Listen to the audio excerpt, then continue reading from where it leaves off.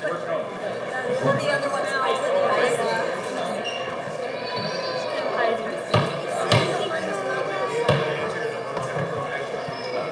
Let's call this meeting to order. It is 11 minutes after 7. We're starting a little bit late, but we do have a working recorder now. Thank you.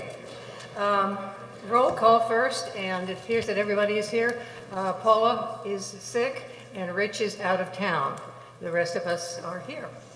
Adoption of agenda. Are there any changes, additions, deletions, anything anybody would like to make? Seeing no comments, let's adopt the agenda by acclamation. Announcements. First thing I'd like to announce is we do have a new entity chair, Lee Langdon, who is sitting over here. And Joe, you have an announcement? Yes, I would like to introduce Melinda Snump. She has taken over for Jennifer Speidel as the new accounting manager.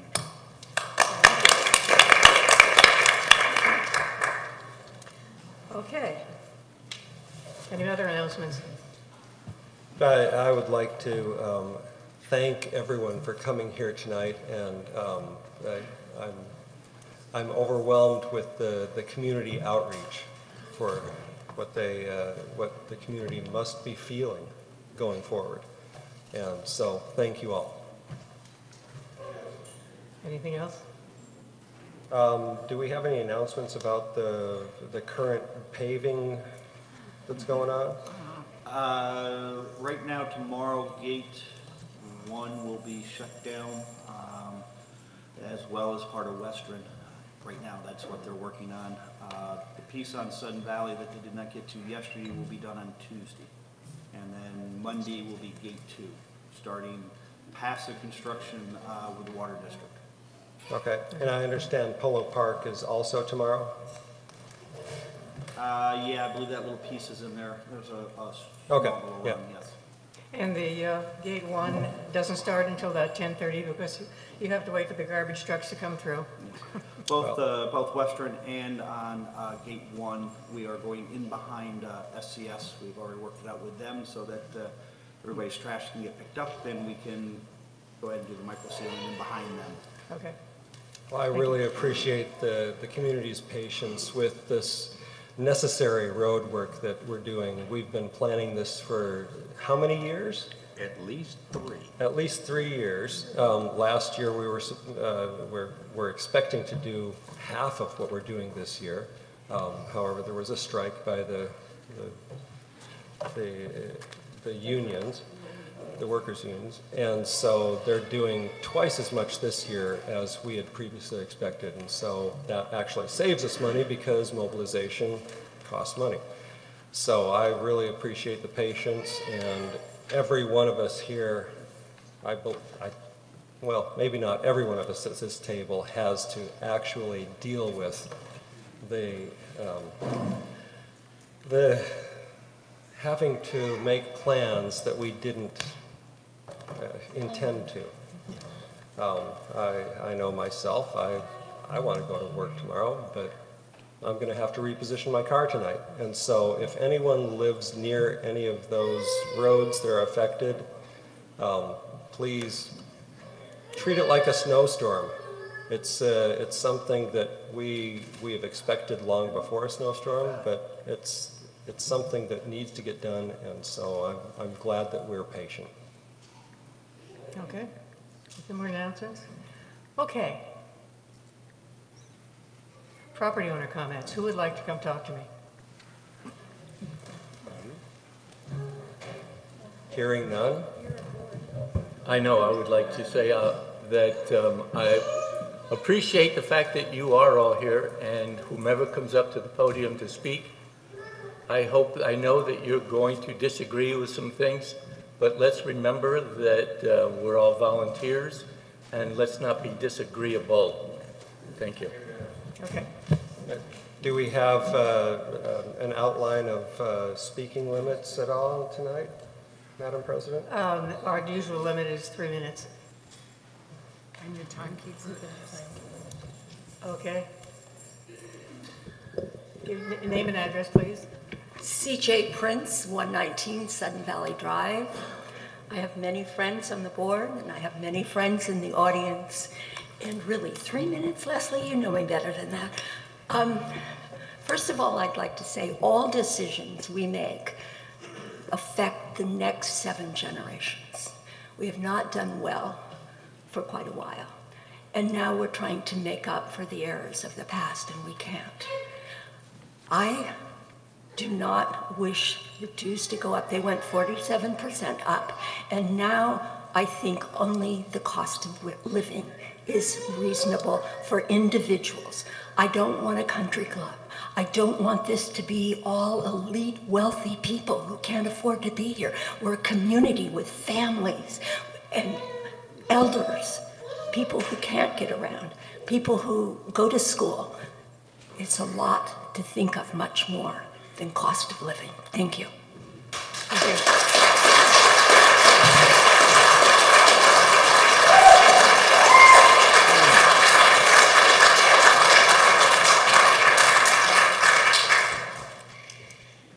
Hello, Sarah Holmstrom, 3 Cascade Lane.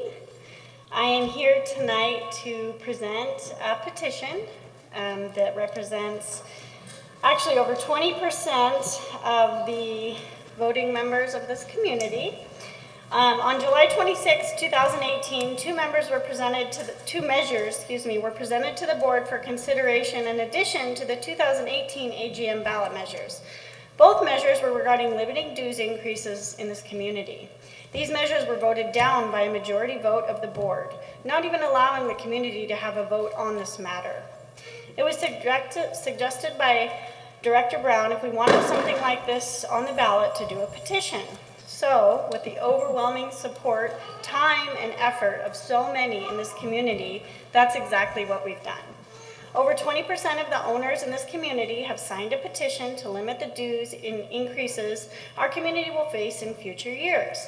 I want to personally thank all of you who had a part in this, that talked to your neighbors, that went out there on the streets and got signatures and just got the word out about what we're trying to do and that we want the members to have a chance to vote on this topic.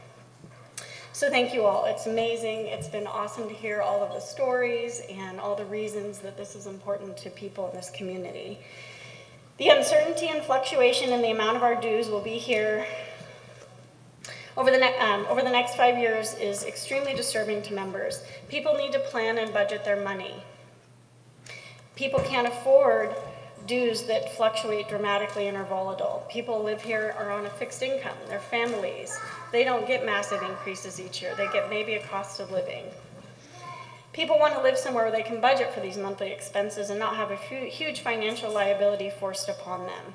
Yes, they bought into a homeowners association, but they bought into that homeowners association knowing what they were buying into at that time and what the documents said at that time. Obviously, Wekiwa has changed that, but that's not fair to change what people are expecting from their community. Members deserve the certainty and have sent a strong message to the board and have turned out in huge numbers to support this petition. The board should be hearing this message loud and clear from the homeowners. We want stable dues. Wekiwa might have given a blank check, but that doesn't mean we should write it. Article 2, Section 2 of the bylaws state it shall be the duty of the president to call a special general meeting of the association if so directed by a resolution of the majority of the board or by a petition signed by members having 10% of the votes of the association. The said petition specifying the purpose of this special general meeting. The president, upon receipt of the petition, shall cause notice to be given as herein provided for a special general meeting to be held within 60 days of the president's receipt of the petition. I'm here to present this petition titled Petition to Amend the Bylaws of Sudden Valley Community Association. The petition contains the following language. Shall Section 19, Annual Dues and Assessments and Special Assessments of the SVCA bylaws be amended by inserting limitations on dues and assessments. 1A, annual dues and assessments for any fiscal year shall not be increased greater than 7% of annual dues and assessments of the association's preceding fiscal year. B, special assessments for any fiscal year in aggregate may not exceed 15% of the budgeted gross revenue of the association for that fiscal year, excluding any budgeted special assessment revenues. 2, these limitations do not serve to limit assessment increases necessary for an unbudgeted emergency expense, which exceeds 15% of the budgeted gross revenues of the association for the year in which the emergency assessment is proposed. At least one of the following must apply in an emergency situation expense. A, authorized or required by statute. B, required by an order of the court. C, necessary to repair and maintain the common interest development or any part for which the association is responsible where there is a threat to personal safety on the property.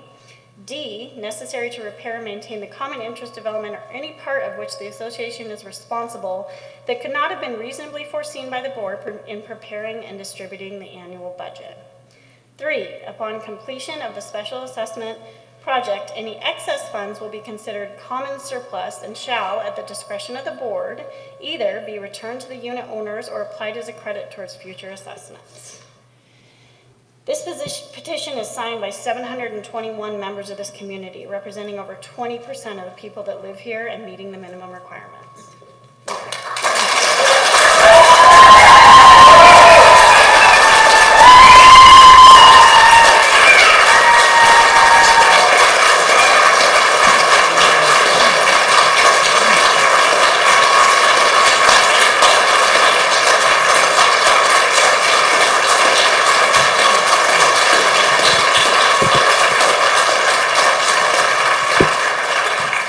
Before you start, can I do the paperwork here and make sure we do this thing correctly? Please. Okay, thank you. Okay, first of all, I have here the article from the bylaws that states, upon a petition signed by members having 10% of the votes in the association, said petition specifying the purpose of the special general meeting, the president, upon receipt of the petition, shall cause notice to be given as herein provided for a special general meeting to be held within 60 days of the president's receipt of the petitions. I received them today. 60 days would be, 60 days from today is September the 23rd. And I would like to back that into the 21st because that's a Saturday, okay? Madam President, do we have a representative of the position to accept that offer? A representative from the... No, who is representing this petition? Is that... I'm getting to that, Okay. Eric, okay? Yeah, okay. First of all, these will go to the staff to do the vetting on these different signatures, making sure, and I'm sure that with that number that you will have a sufficient number, and making sure that all of these petitions are the same, because I have seen a couple of different ones going around, and making sure that your final one is the only one. And then again, as Eric stated, I would like the name of a contact person if there are issues. Whom should I call? Sarah? Yes. Okay, so you're on the point. Okay, okay. Cameron? Cameron Stewart, Sudden Valley Drive. I'm going to apologize now for not being as polite as Sarah. Larry, am I boring you? Least you can do is pay attention. I'm Sorry. listening. I don't need to look at you, sir. I'm listening. Fine, okay? As a homeowner, we all have household budgets, and if we can't afford something, we do without it. Why is it the HOA cannot operate in the same instance? Okay, for 3 years, you've had Sarah on the board. She plays with more money than you guys will ever see in a lifetime, but yet you didn't ask for her expertise, her advice, anything. And if I wanted to continue on with a conspiracy theory, since Carol can no longer be the treasurer, she's coming off the board, it looks like you're setting up Paula, who hasn't paid her real estate taxes in 3 years. Can we trust this? I'm not sure. And then on top of that, I mean, the only redeeming quality that I've heard so far is that she's asked about golf salaries at a recent board meeting. I'll give her that much. That's great. 2 years ago, we said no to the revitalization plan, and yet here we are. You're still pushing it. And I understand that Director Brown over there is busy trying to adjust our bylaws by adding in special assessments and other things. That's not a good thing. This place died as a resort in 1990. Quite frankly, we don't really need the Larry and Leslie Resort Memorial. Okay? It doesn't need to be here. Times change, community changes. If you can't afford it, do without. It's that simple.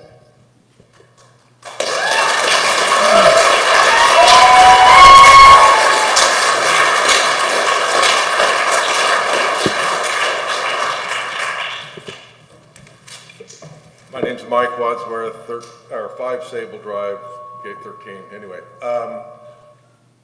I agree with what was said. We all have to live within a budget. We were challenged by the concept of the Vision 2020 comment of we are just a group of people with a vision for Sudden Valley. Well, we are a group of people with a vision of Sudden Valley also.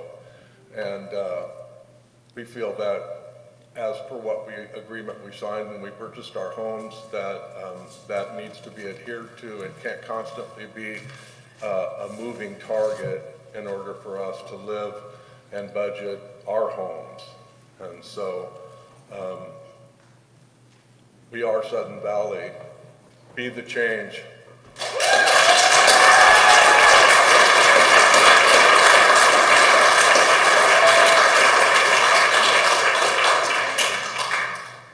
Could the timer kindly let me know when I have 30 seconds remaining on my 3 minutes? Yes, sir.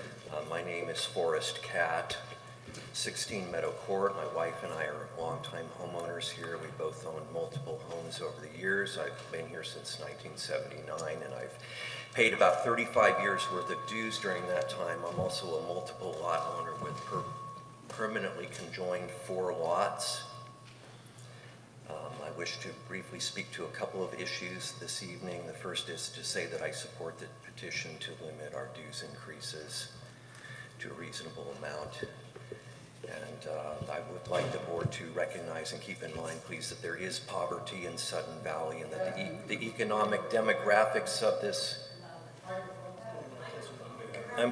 remind the board that there is poverty in Sudden Valley and that the economic demographics of this community, combined with the unusually wide variation in home values, ages, and sizes, cannot support all of these developed recreation amenities without a generally unaffordable level of dues. We should return to user fees or reduce amenities. Each developed recreation amenity should operate as a separate entity with all operations expenses supported by user fees. I'd also like to say that for the first 30 years of Sudden Valley, we all paid 1 dues. That was the deal. That's how we were set up. And then we went to 2-tier. And I think that it's time to dump 2-tier and go back to everybody paying the same level. We're all in this together. And the rationale, part of the rationale for 2-tier was that vacant lot owners were saying, well, we don't live here, so we're not having this wear on the community because we're not using the roads and everything. So in effect, 2-tier is a de facto user fee on all homeowners, whether or not you are using the amenities. And I think it's a better way to go about it is to charge the people who actually want to use these amenities that are unaffordable to a lot of us, let them pay a little bit more. The agenda item I would specifically like to address in my remaining time is agenda item 11B, which I just found out about for the first time this afternoon, the proposal to revise conjoined lot dues. As I've stated, my wife and I have 4 lots permanently conjoined that we've had for many years. It was a lot of struggle for us to pay for this and go through this whole process. Throughout this whole process, it was our clear understanding that the deal was you combine your lots permanently, you pay 1 dues permanently. And I don't know what's going on with these other things that are stated in this motion, which is somewhat unclear, but this idea of changing my dues at this point, this just isn't gonna fly. And in my remaining time, I would like to say that those of us who invested our hard-earned money in improving the quality of life in our neighborhoods and improving our neighborhoods' property values are now being treated like freeloaders by this motion, like we've gotten this great break all these years. Well, the money that I have spent out of my pocket has done a lot of great things for my neighborhood. This is part of the density reduction program that we all approved, and my purchase of these additional lots has reduced traffic. It's benefited my neighbors, it's benefited the lake, it's benefited wildlife, it's benefited the quality of life in my neighborhood and throughout this community, and this was our goal. So I don't want to hear any talk about jacking our dues up this late in the game because I own more lots that have benefited the community. And I thank you for your time.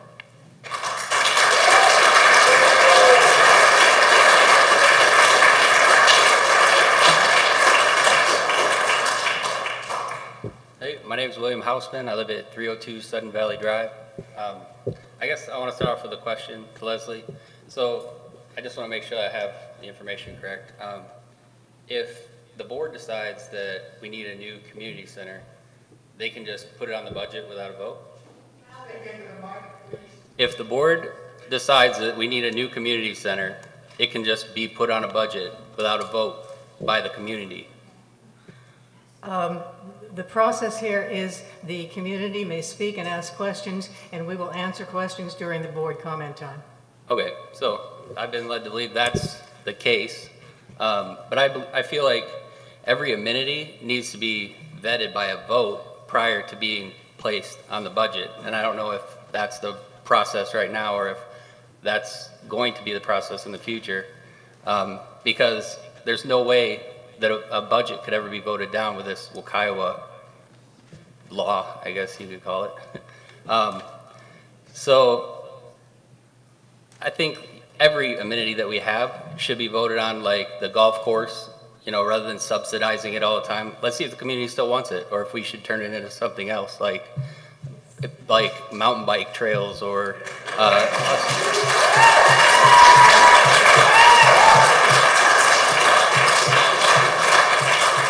or if we could turn that land into something that actually turns a profit, like a solar farm, or you know, we could turn it into lots and have more housing. So I just think we need to look at everything that we have and let the community decide what we actually want and need moving forward.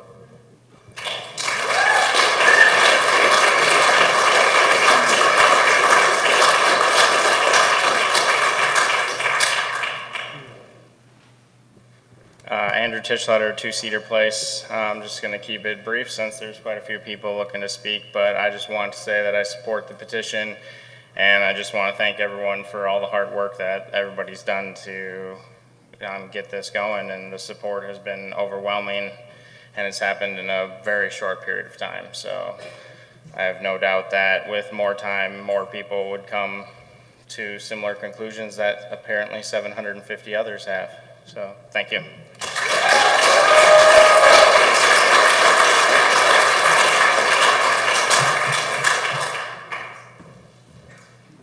My name is Mike Coydall, 190 Polo Park. Over the last few weeks, there has been a tremendous upswell of community interest in limiting our dues. People have spoken more eloquently than I will today. I'm here to support that petition.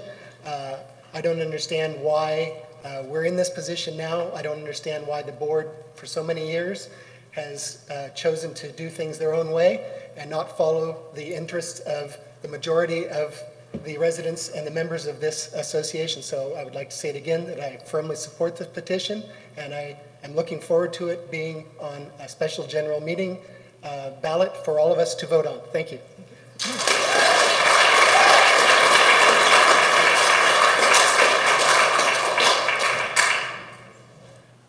Hi, my name is Paul Johansson, 1 Jasper Ridge Lane. The reason why I'm here is I signed the petition, and I wanted to sign it because I saw that there weren't controls that were taking place on our budgets. And this is a statement to the board that we would like to get some controls that are reasonable. I live next to elderly people that are on fixed incomes, and the potential for what the future looks like in dues increases would force them out of their house. And I think that's unacceptable. So that's one of the reasons why I signed it, and also for myself. I don't see that we can afford potential increases that are double and triple what they were. Most people don't get more than the cost of living increase, so the increases are happening quicker than income is coming in for the people. Anyway, that's it. Thank you. Thank you.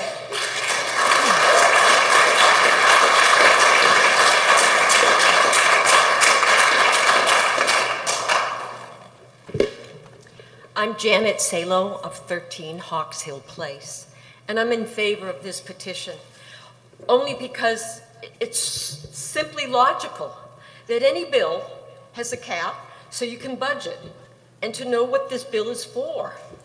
I don't think this is a lot to ask.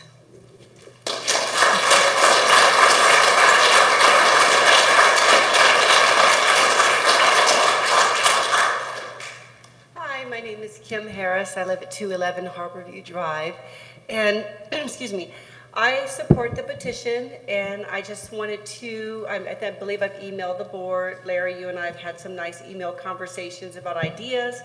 I have a perception that in the past, when members were able to vote down the dues, that there were things that didn't get done, and now that this WACOA law has passed, I have the perception that the board is trying to jam in everything they can and get all these changes done while we, the people, don't have the ability to vote down the dues and the budget. And so I caution you, because I have a sense and a perception that our community is being gentrified. Homelessness is a big problem in our society today, and when fees go up exponentially that outpace the cost of living increase, it creates an unintended consequences of putting people out of their homes. And I would like to advocate for those people, because I feel like people moved to Sudden Valley because it was affordable. When I moved here in 2010, the dues were $68 a month. The idea that they would go up to 4 times that is just, it's unacceptable, because it's not keeping up with the cost of living. So you're asking people to make sacrifices and to things that they don't choose. And I just caution you to really take that into consideration and honor the petition. Let us vote and let us have our say, and just let's do incremental growth and improvements. And Larry and I have emailed about ideas to, you know, how can we slow this down? How do we not do everything quickly? But, you know, just, you know, incrementally, where people can afford it. So please honor our petition, and we look forward to voting. And I have lots of ideas that I'd love to share. I know you're all volunteers. I know you're doing the best you can. But do please honor what your community is saying to you. They spoke loud and clear with all those signatures there. Okay, thank you.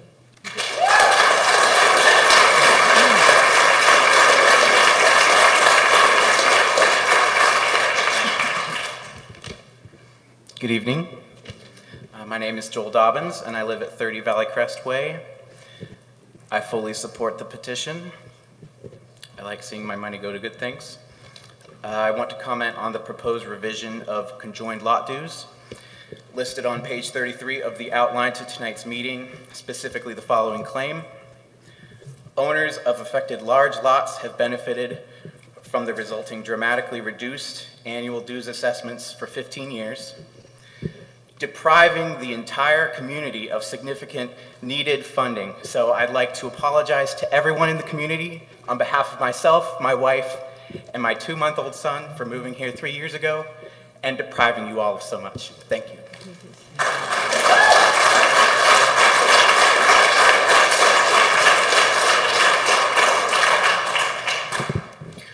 My name is Alma Deckert. I've been a resident of Sudden Valley for 16.5 years at 343 Sudden Valley Drive. First of all, I would like to thank all the people who have done so much for this petition, because it is so important, and particularly to people who have come up and spoken for it, and for us all, especially Sarah. The reason I came up here now, I was going to let everybody else talk because everybody else has already said everything I wanted to say, but I just found out about this conjoined lot dues, and I'm frankly completely upset and outraged about that.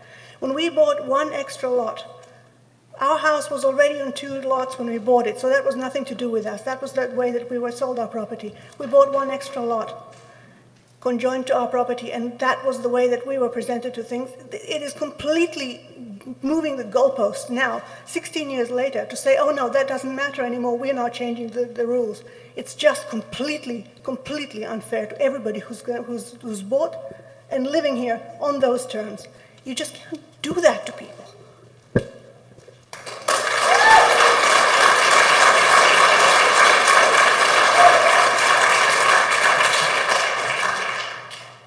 Hi, Sonia Vold, 7 Loganberry Lane. Hi, is this better? Hi, Sonia, 7 Loganberry Lane. In the 1 year since the legislature passed the Washington Uniform Common Interest Ownership Act, known as WCIOA, Sun Valley owners have seen their assessments increase 68% on developed lots and 77% on undeveloped lots. Several owners have worked with Representative Jeff Morris to support HB 1636, which will repeal the applicability of the Wekiwa to Sudden Valley and pre-existing common interest communities across Washington. At the close of the 2019 session, over 400 constituents had commented their support of HB 1636 to our legislators. With the board's recent budget discussions and the release of the working draft of budget assumptions and reserve study projecting a monthly assessment increase to $395 for 2022, that's a 211% increase from today. 211% increase to 2022. Many more members are getting involved and taking matters into their own hands. Members looking to the board and management for reassurance have found none. The Sudden Valley Board plans to propose a 15% increase in assessments on the November AGM. Larry Brown feels that $175 is the bare minimum, and that's the starting place. We've got the accounting manager who has made a very clear statement that special assessments are imminent. Sun Valley owners are increasingly concerned with the board majority's embrace of Wekiwa, and which overturned SVCA owners' hard-fought battle to keep our right to the assessment vote separate from the budget ratification. Despite the Washington State Court of Appeals concluding that the budget ratification provision of Washington's Homeowner Act, RCW 6438025, is unconnected to assessments, legislators voted to supersede our governing documents as they apply to budget and assessment ratification. This occurred in part due to the false narrative depicting Southern Valley owners as refusing to pass dues increases. This misstatement has been repeated by many, including attorneys who actually were previously employed by SVCA, and also the prime sponsor of Wekiwa and lobbyists for CAI, the Community Association Institute. They seem to be working under the mistaken belief that our community has essentially become a large wasting asset where there's no ability to maintain community property because of the apathy of some owners combined with the opposition to higher assessments. The truth is that Sudden Valley voting records confirm that we are not a community that refuses to pass assessment increases. What we are is a community that will reject unreasonable dues increases over 24%.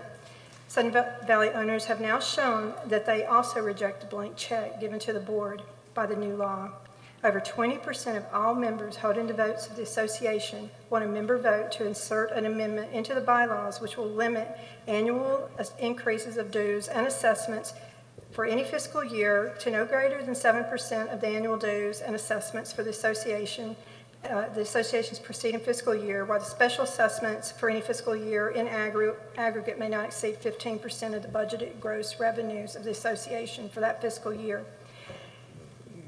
I want to say this too, because I don't think a lot of people in this community realize what's going on, but Leslie in February of 2019 Views also noticed the community about that you have the ability to invoke Title 23B.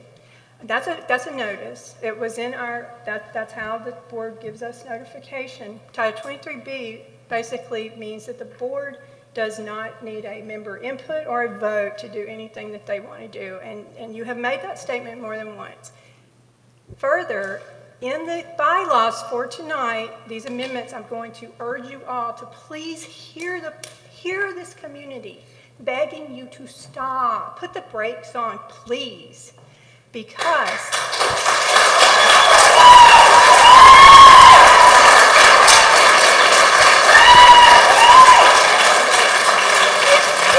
in the bylaw changes that were put out, that we only had less than 2 days to have time to review all of those, and you guys are going to vote tonight. One of the changes has to do with that, as added in there, that the budget is, the assessments will be tied to the budget. So please do not vote for that. Please disregard it. You hear us. We're asking you to stop. We're asking you to put limitations in place. Do not try the little legalese that goes into there and trick everybody. Okay? Please don't do that, Larry. It's not right. It's just not right. Just because you can doesn't mean you should. Okay? Thank you.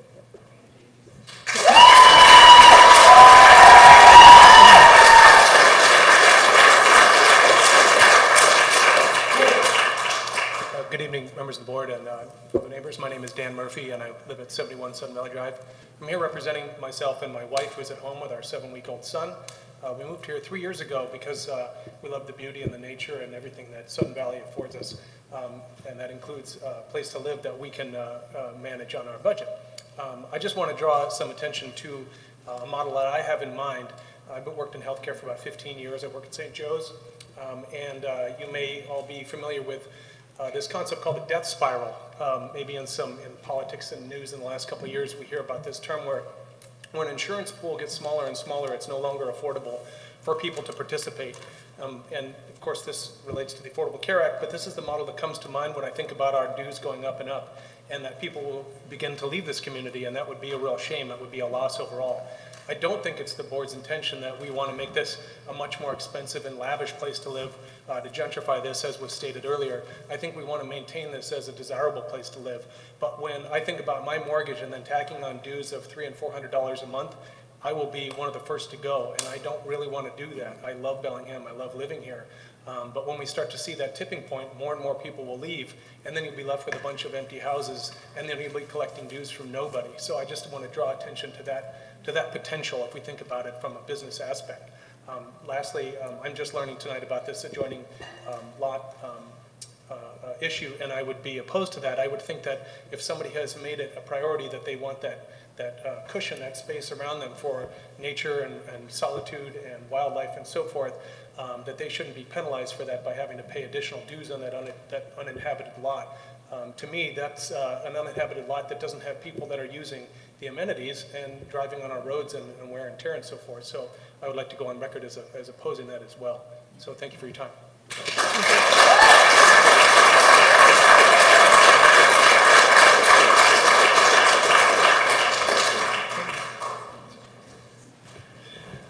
David Narcico, 15 Bramble Way. I think most of you have read a few things I've said, so I won't go into a lot of those. There are just a few little items. One, I bought my house back around 1990, and Roger Ufkus at the time sent out, and Tony Neski was my real estate person, sent out DVD saying the undevelopment, and was proud of that. The sense is, and as a result, over the years, I've tried to pick up some extra properties to maintain my undevelopment. So I think I'm doing my contribution to trying to keep Sudden Valley as originally intended. And back in those days, the business we signed in, we were given all the governing documents, the articles of incorporation, the rules and regulations, the bylaws, and all those things. I think I read everything cover to cover, and I liked it. And one of the aspects was we had a right to vote for our dues and assessments, and I thought that was pretty good. And then I was on the board for a number of years, 7 years, and the sense was what I liked. I mean, sometimes I made decisions that I could look back and say, whoops, maybe I shouldn't have done that. We, make mistakes. But the sense is, for the board, we always had check and balance. Up to WUCIOA, come November, the dues and assessments were on the ballot, and we needed 60%. So if it passed, we knew it wasn't just a majority, it was a super majority. It says, go ahead, spend the money. This is what we'd like. With WUCIOA, whoops, that was sort of without any hearings or anything of that kind for public information. For us to be able to talk about it, that was changed like that. And what many of us considered our agreement when we moved in was taken away. In the Constitution, Article 1 of Washington State's Constitution, Article 1, Section 23 clearly states, no bill of attainder, ex post facto law, or law impairing the obligations of contracts shall ever be passed. And the question is, did this WUCIOA go against that?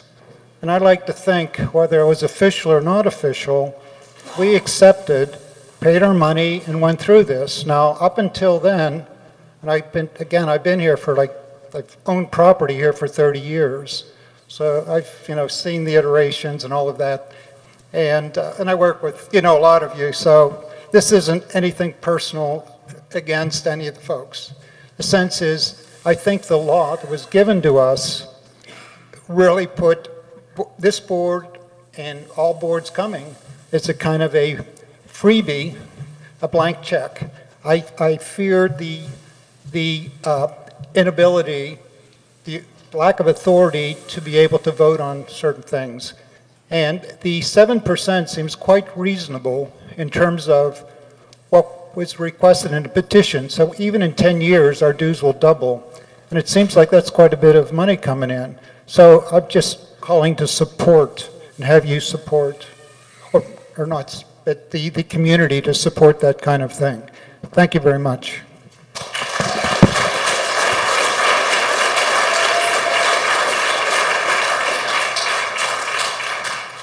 Good afternoon. My name is Tyler Lawrence, 20 Bramble Way. I want to, Larry made a comment earlier about not needing to make eye contact in order to listen, and this is true. You don't need to make eye contact to use your ears, but I can see that most of the ladies and gentlemen on the board understand that it's a sign of respect and proper manners. And I'll tell you that not making eye contact is a sign of disrespect and contempt. And so I'd like to just point out, that board members shouldn't serve at the contempt of their community. You should serve at the pleasure of your community.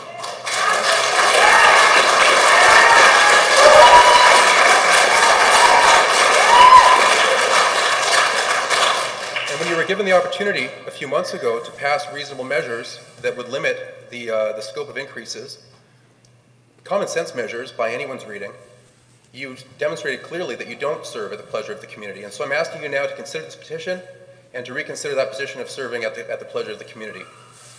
And remember that you're here to ultimately serve this community and its members. And so the petition before you tonight and the SGM that will be called as a result, hopefully, gives you a chance to take back that decision of 2 months ago and consider these reasonable limits. Thank you.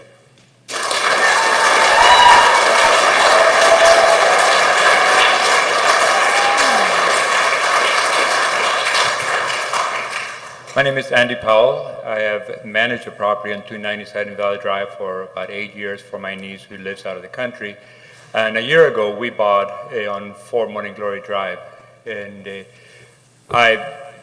10 years ago, we lost everything due to an accident being hit by a drunk driver. So we had to start over again. And the only way we were able to afford to buy this home was because of an inheritance my wife received after the passing of her mom. And so it is very important for us to be able to maintain what we have invested in, especially at age 60. I don't have that many more years to go where I can work and make up. If this goes through, if all the dues continue going up, like somebody said, people are going to leave the community, and many people are talking about leaving. And so we have to consider, well, do we want to stick around, watch our values go down and lose the bit of money that we invested here? The property that we bought had an adjoining lot, and now I'm finding out that I might end up having to pay more in dues because it happens to have an adjoining lot that is landlocked. Nobody can build or do anything with it, so it's just an extension to our property. So why would I have to pay more for that? So I have signed a petition and I support just the controlling of the dues.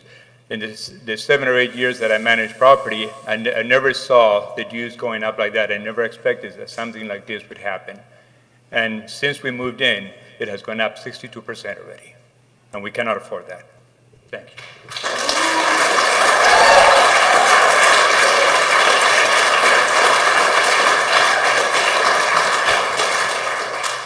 Hi, my name is Alfredo Muniz, and I live up here on Lake Ridge condos. Something that has not been addressed is the fact that condo owners already paid $360 on their dues.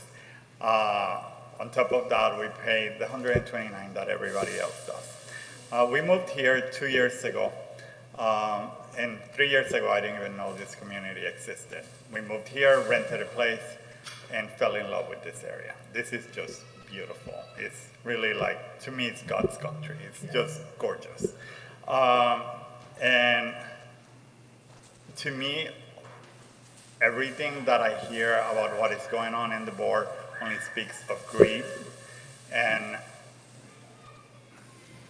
not really caring about anyone. There are many people who live in my community right there in the condos who are on a fixed income. They're already paying over $400, like almost $500. I'm lucky that I can afford it, but I know that many people can't. And what nobody's looking at, or the people who are going for this great increase, what they're not looking at is that the minute that people start going into foreclosure, which ideally, you know, everybody's saying, oh, you know, we'll move out. Well, how are we going to be able to sell these places when the dues are so high? No one will want to buy anything where the dues are so high. Nobody wants to buy a place where the dues are $350, let alone where the dues are $500. And you guys are already teetering on going onto $400 for each individual lot.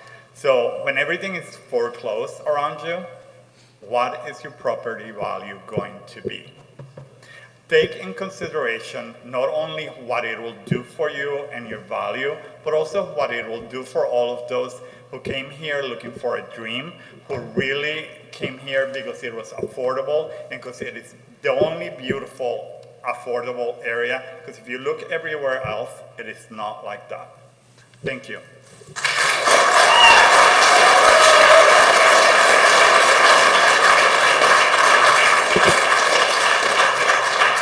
My name's Ian Rubenfeld, 14 Maple Court. I'll probably ramble for a second because I didn't really expect to speak tonight, but seeing everyone speak is really inspiring. We moved here 6 years ago, myself, my wife, and my son, and our black lab. We moved here because we realized what an amazing place it is and what an amazing place it would be to raise a family. We couldn't be happier with the situation of the school.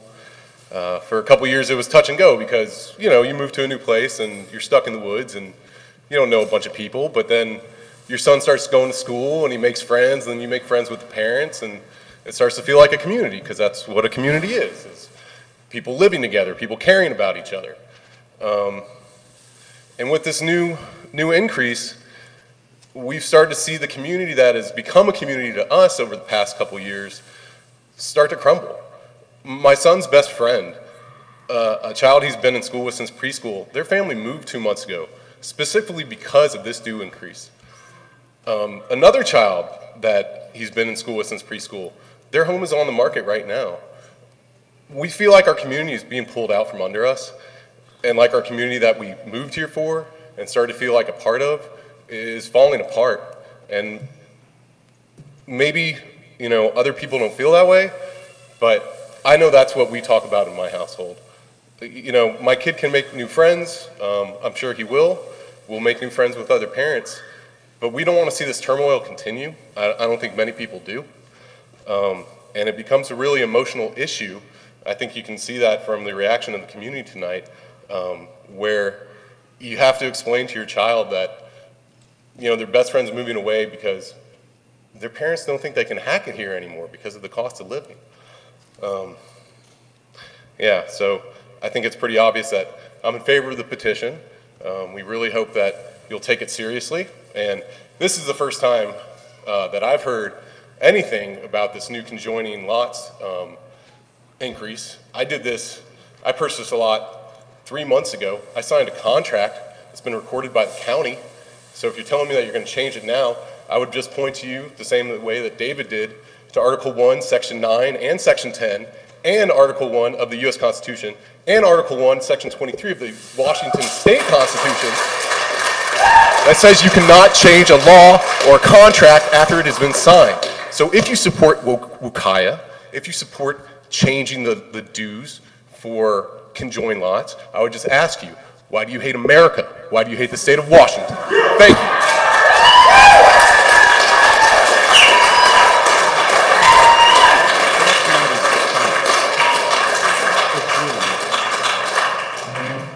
Joshua Bowen, 17 Stable Lane. I don't think I can top what he just did. But I support the petition, and you know, I don't really have a lot to say other than when I first moved here a year ago, I thought it was a really beautiful place. I still do think it is. When I was at a mailbox one day picking up my Amazon package, some guy came up to me, he's like, "Are you new?" And I'm like, "Yeah," and he's like, "Don't ever get involved in the politics here." And you know, he couldn't have been more right, because it's just crazy, but I know we all have similar wants and needs, and you know, we want this to be a really cool, thriving community, and you know, there's no disagreement there. I think there's just has to be, we all have to meet in the middle somewhere, and you know, if there's not enough money for this, we need to focus on something else or try to make it work. Like this barn's awesome, it's historic.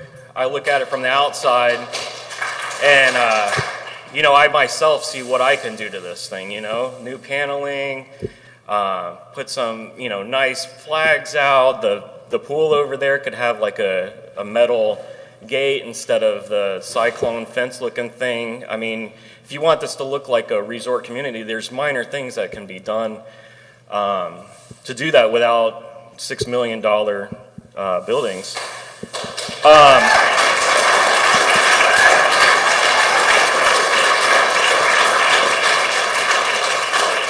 But, you know, when I first started looking online and all this kind of stuff, I was like a Tasmanian devil with this stuff. And, you know, it's crazy out there. But I think we all want the same thing. But what's been awesome with this petition is that so many people have been involved in one way or another. And the people that stopped on their way home from work, and the people that talked to their neighbors and did, you know, got together. It's just, the community involvement is so cool. And I am such an introvert. I would never thought I would be part of something like that. But it's been a crazy ride, and I think we all care about each other, and hopefully there can be some sort of resolution here where no one's in fear of their homes being taken away and all that kind of stuff. So that's all I got.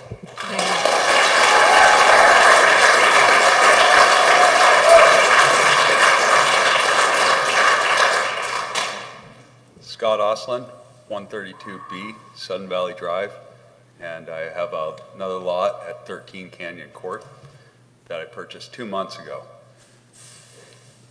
When I purchased that lot, I came in and asked the process of joining them. Asked how much it cost. Not one word was said to me about, you can spend $3,000 to join them, but in 2 months, you're going to end up paying dues on 2 lots again. I wouldn't have purchased it. No. Frankly, I've been here for 2 years, and I don't understand why you want us to have to leave.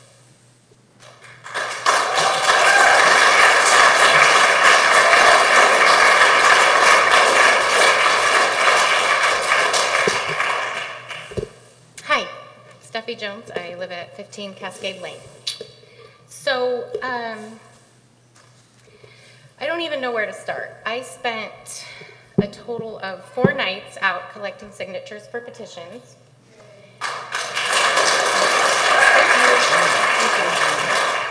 And everyone is so grateful for that, which blows my mind because I'm grateful for them coming out and signing and talking to me. Every single person that I talked to did not have anything negative to say about that petition. There were questions, certainly. Some people thought that 7% was too high. And I have to tell you, there is a lot of fear in this community.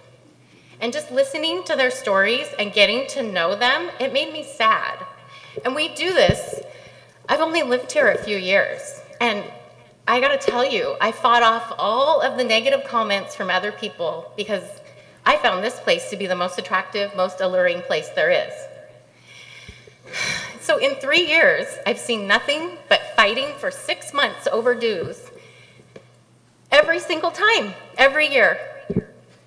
And it's pitiful. You guys, you are a thief of joy We need to put people in a comfort zone where they can budget and they can plan. It's unreasonable.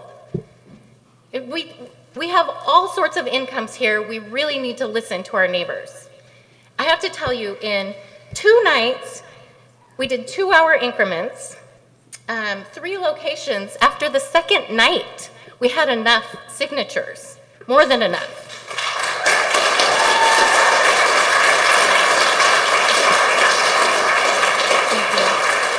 People ask me, where can I go to sign? What can I do? You know, where? Okay, we'll keep doing it. So almost 750. I really want you to listen. I really do. Thank you. Thank you very much.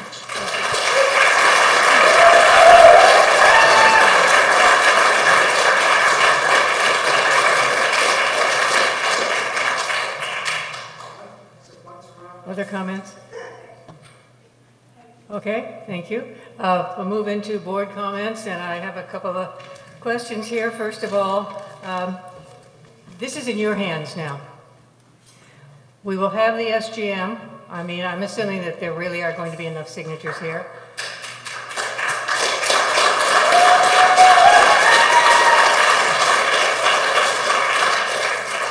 And in order for this to pass, you will need 2/3 of the members who are voting to vote in favor of it, okay? Okay, just a couple of things. There's some comments about turning the golf course into something else. One of the things that we are constrained here by is the zoning laws. That area is only zoned for a recreational use. Housing is not an option, or most other things. This is just for your information.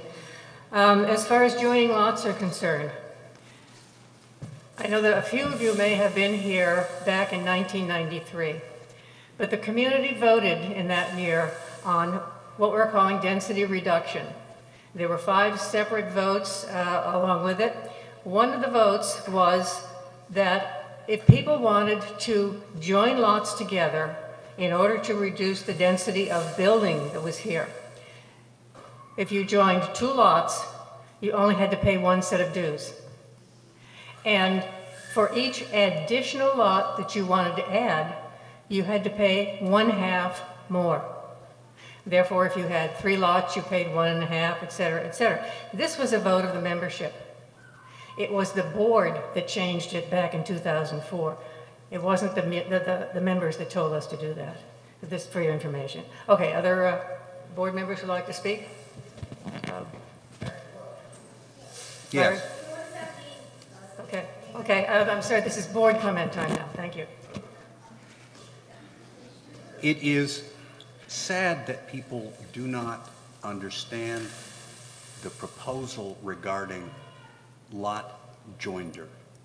It is to reverse a unilateral action by the board.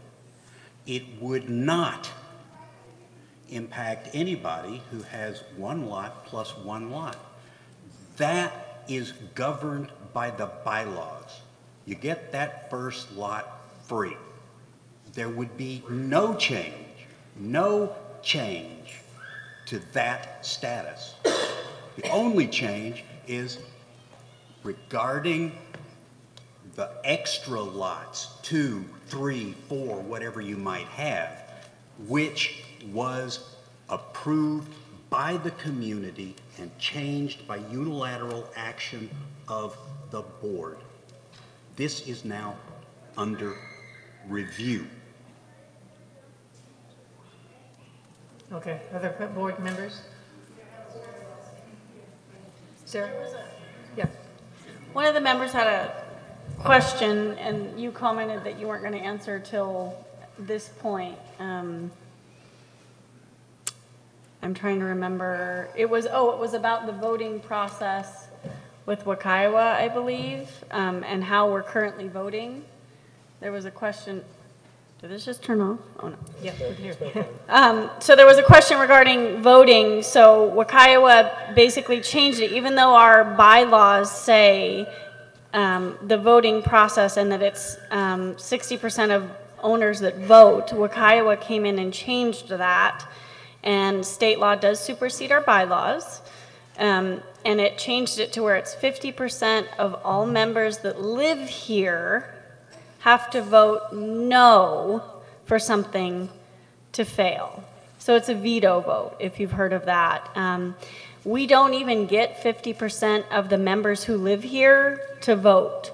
That doesn't even happen. So we would need more people to vote and all vote one direction for the budget and dues to fail. The other big piece is budget and dues used to be separate voting measures on your ballot. Now, since that voting standard is tied, you vote for one thing and whatever the budget requires. So if it's $400 a month, that's what the dues will be. So unless 50% of the owners of this community vote no, again, more people than ever even turn out to vote, the budget passes. Other board comments? Eric? Sure. I appreciate that the explanation that Sarah just gave about Wakaiowa. It's very important to our community that we understand that that is the process that law sets out.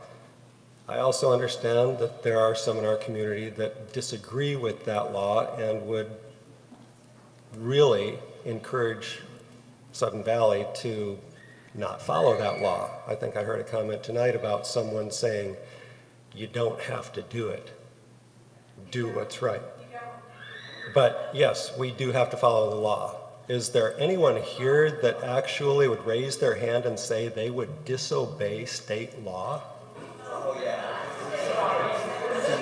Okay. Okay, all right, let's But at any rate, the board, as far as I'm concerned, will always follow state law because we are bound by state law. And thank you for your communication. Okay. Okay. Is there anybody, anything else? Okay, let's move on now. I'm sorry. I'm trying to hear the board members now. Order. This is our time. Order, please. Thank you.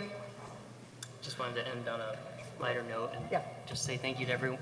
Just wanted to say thank you for everyone for coming out. I really appreciate it. Oh, I'm saying thank you for everyone coming out this evening, and I think the number of members who voted for the petition actually exceeds the number of votes I received to get elected. So so thank you, and you all deserve a good pat on your back. So thank you. Okay.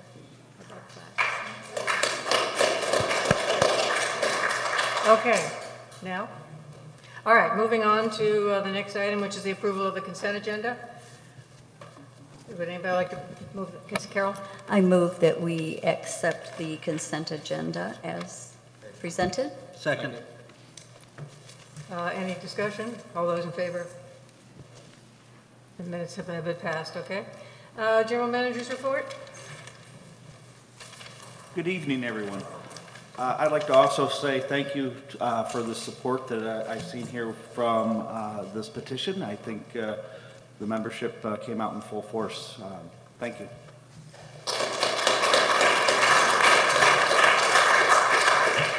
With that being said, as everybody is fully aware, the budget process is in its way right now. We're moving forward. We will have 2 town hall meetings. One will be this Sunday from 2 to 5 right here in the barn. The next one will be Thursday night, the 1st of August, from 7 to 10 in here as well. So again, I would like to see as many people come out and ask some questions and talk to us. I think that's an important part of the process. On a more fun note, the second annual the Bite of Sudden Valley will be August 10th from 11 a.m. to 9 p.m. We've got 5 food trucks in the morning. We have Cafe 104 will be broadcasting from 11 to 3, and there will be some evening activities. There will be a band and a beer garden and a couple more food vendors out there in the evening so that everybody can have a good time that day. With ACC, we've had This month, we have processed 51 requests. Most of them have been exterior alterations. As I mentioned earlier, we have hired a new accounting manager, Melinda Stump. She is there.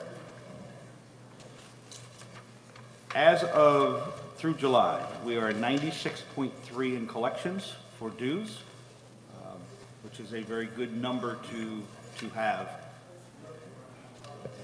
Excuse me. I would appreciate it if you in the audience would please keep it down. I have a hard time hearing. Thank you. HR and administration, one of the things we have been working on is revising the N&E manual with Lee Langdon and her committee. I have a comment on that. I believe that we're going to send that directly to the attorney for his approval, and then it will come back to the board for final approval. So Correct. If you have a good copy, have Joe send it in. Thank you.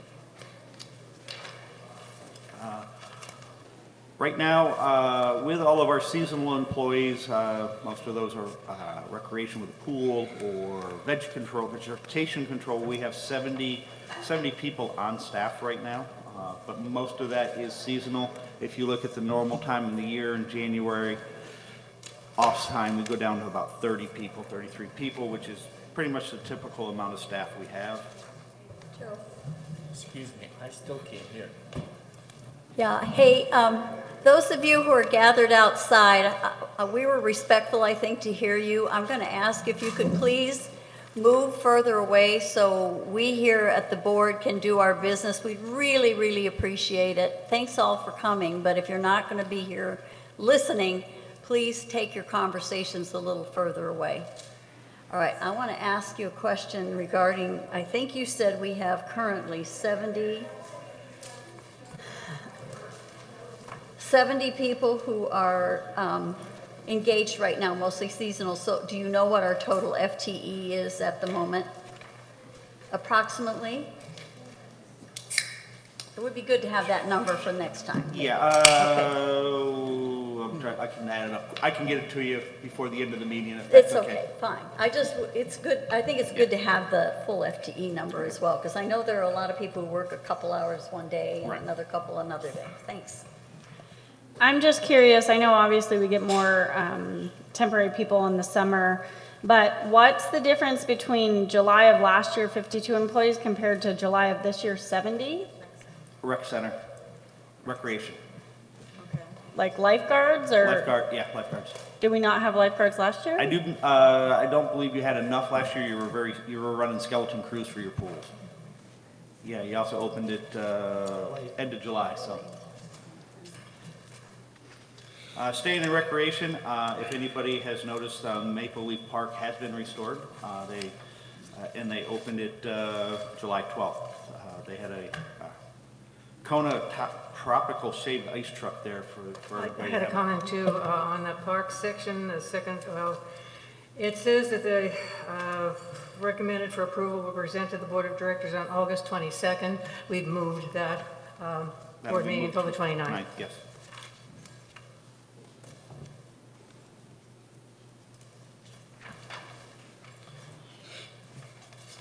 As you can see on the back page, there is the work done at the park. Also, this month, the month of June, the rec center, fitness center, had 4,127 people, as opposed to last year where they had 1,379. So this building and everything in this building is getting used, which is exactly what you need for the community. Pool usage, again, June, you had 2,521 people in the main pool and 554 in the quiet pool. Golf is 11% higher this year as opposed to last year. Rounds of golf year to date are 12% higher than last year. And the 37th annual junior camp is done. That was 4 days, the first 4 days of July, and there was 92 kids in that. It was a nice turnout. Maintenance, right now, maintenance through July 17th. We are 1,844 hours behind on routine preventative maintenance. We have one maintenance worker which is 40 hours a week. 8 of the 10 missing or fallen stop signs have been replaced in gates 5, 9, and 13. There's 3 other signs that we're going to be working on that's going to require a little bit more digging due to the fact that they're close to electrical or cable. We'll have to get some calls in so we can get those in the ground. There has been vandalism. There seems to be an issue at Ridgefield condos. They seem to want to break the parking lights, the globes that they have on the outside where you pull in. They have broken those a couple times, as well as they decided to steal the AM/PM beach signs that say no pets. So we have some people who like to steal some things and break some things, but other than that, it's a pretty good, it's not a lot of vandalism for a community this size. Any questions? Eric? Quick question back to the page 4 in your report. The dues collections percentage. I note that we always are showing the monthly dues. Is there a way for us to also, when we get these reports, to see what the cumulative Year-to-date is? Yes. I will have that for you. Thank you. Whitney? I just want to make sure everyone here knows Microphone. I want to make sure that everyone here knows there's a community workshop at August 24th here. It's called Making It Go Bag for emergency preparedness for earthquakes or any sort of emergency wildfires that we have. And it's you have to register, but you can come and you'll leave with a go bag that you can take home with you and use.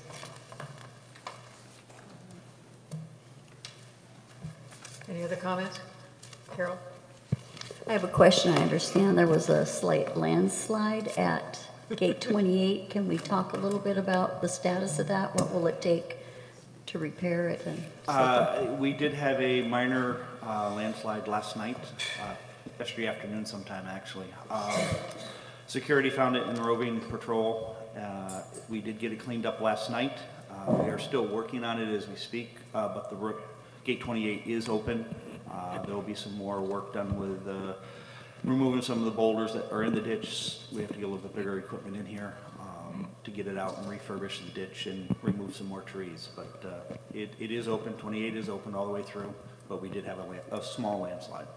Excuse me, could you clarify, was that below the bridge? In other words, between the bridge and the gate?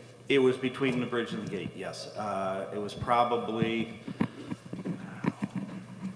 100 yards from the bridge, right where it starts getting really steep up there on the right. And right where we've been concerned for years. Correct. Yes. Other questions? Okay, moving on then to treasurer's report and voting, if necessary. yeah, I think this will be mostly staff who is going to move forward on this, please. This is, I will take the first one. This is an emergency request to come out of the funds that we have set aside in the roads, where we have the emergency road fund. Somewhere in the point of time, Sudden Valley never built out a cul-de-sac. That's Sugar Pine. In the meantime, there's a house there that was never permitted by the county. And at that point, all the underground utilities were dropped right in the middle of the cul-de-sac. Gentleman purchased actually got traded 2 lots from Sudden Valley and went in to go ahead and start building his house, finding out that the middle of the cul-de-sac is where all the utilities were, and he could not proceed any further until they were moved. They forced him to, PSE forced him to move, Comcast forced him to move. The Water District has forced this man to stub out an empty lot that is not even his, due to the fact that Sudden Valley years ago did not build their cul-de-sac out. So he has incurred all these expenses on a negligence of many years ago from Sudden Valley. So he has asked for us to help reimburse in the work that he has had to complete due to the fact of not being done properly the first time. I so move. Second. Discussion, Sarah? Who in Sudden Valley gave him these lots? All I know is they were traded before I got here. I do not know that. So, did we not realize that? This is news to us? I cannot speak of that. I cannot speak of that. I believe I can. Okay. Because this lot has been, and that situation has been known since before the last election. No, that was not known to Sudden Valley when those lots were traded. All that was known was there was a house and there was a stub of a street and some lots that were deemed to be buildable. And so they were traded to this gentleman, and lo and behold, he discovered all of the mismanagement that had taken place probably decades before.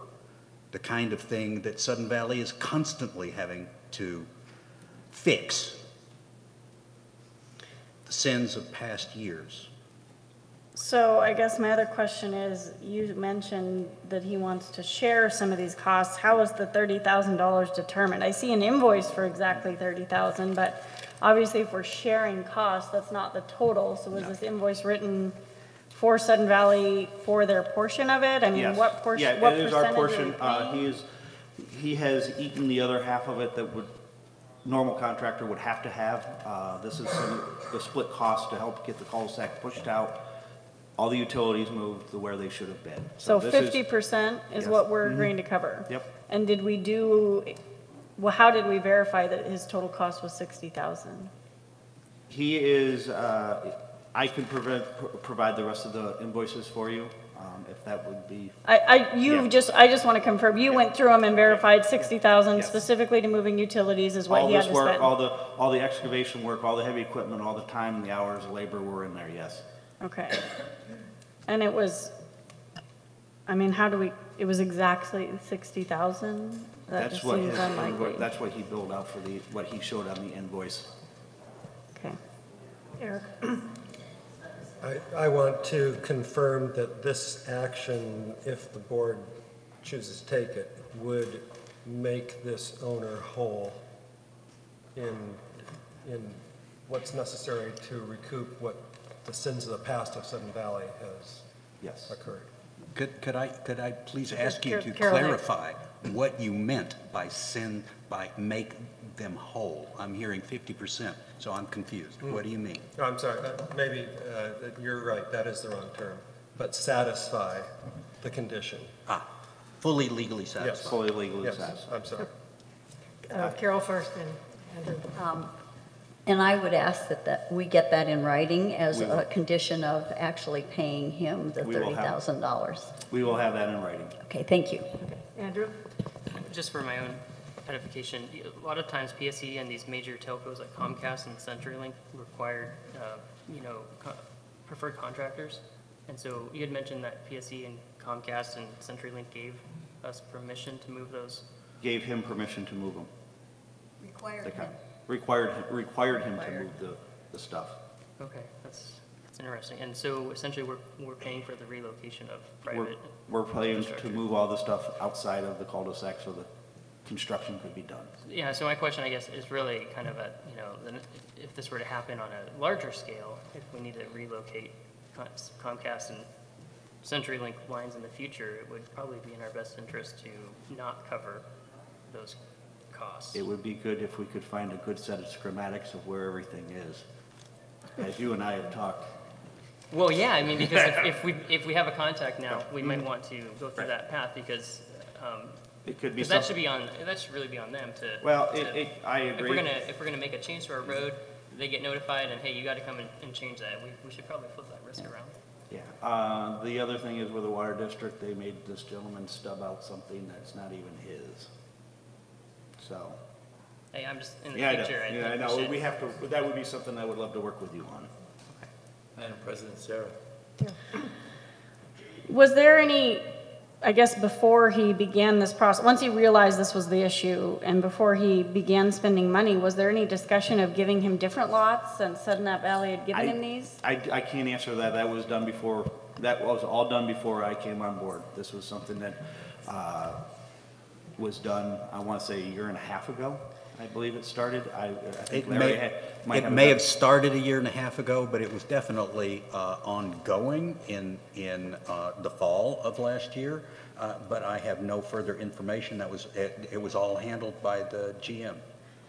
So I guess the other concern I have is we're kind of setting a precedence here. So if we give somebody else a lot and we have another road that isn't fully done, we're basically committing ourselves to 50% because they're going to come back and say you did it for this person. Well, we're going to go through and find out if there's any other cul-de-sacs that have not been built out by Sudden Valley, which should have been done. That will be a process that I will be going through with Bruce, our maintenance manager, to find out if there is any other cul-de-sacs out there that should have been done and were not. Just to point out, there is already ongoing work on Harbor View. I forget the name of the road, but it's close to where Topper View is. Around the corner from there, a very short road was built badly, and we have been forced to start the work for actually leveling the road out to make it where it drains properly instead of in people's front yard. Once again, there are things that we know about, things that we don't know about. Some of the things that we know about include closing roads that have not been used, and what we've done is green spaced a lot of lots. We've closed some roads down. So I would say that all in all, we're doing pretty well. We've avoided some costs, and we've had to pick up some other costs. Call the question. With no objection, all those in favor? 2, 3, 4, 5, 6. 6 in favor, any opposed? 1 opposed. Motion passes. Okay, the June 2019 financial statement, and there is an asterisk here showing that if you want to look at the financial statement, it is on our website, suddenvalley.com, and you can see it there. It's also in tonight's board packet. Would you like to speak to that, or is this just? I just asked if Melinda has any comments that you wanted to make regarding the okay, sorry. If you have any comments regarding the financial statements. Not at this time. Okay, great, thanks. And then how about the capital reporting?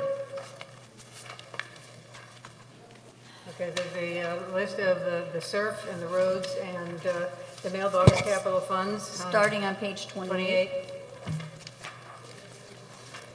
Right now you can see, I believe this is page 28, Sudden Valley Capital, SURF projects for 2019, which are opened. The top line, everything has been closed right now. The extension for the golf cart, I will find out why that's still open. I do know that yesterday they did pick up a custodial van, so that I'll have to see where that stands in process, as well as the Parks and Recs vehicle. The cardio equipment, as we did mention, was if we can have the funds at the end of the year, we will pay that out. So that's why that's remaining open. That was a 3-year lease. Main pool heaters, that should be closed out. I don't know why it was not, because that work is done and is completed. Quiet pool, that is still open. They have done the retaining wall. The pump house will be done after everything is shut down for the year. Irrigation system, that will start in the fall and carry over to next year. With the loan projects, Area Z is the pad is down, structure's getting ready to go up. Fire hydrant is in, has been pressure tested and flow tested, so everything on that is good to go.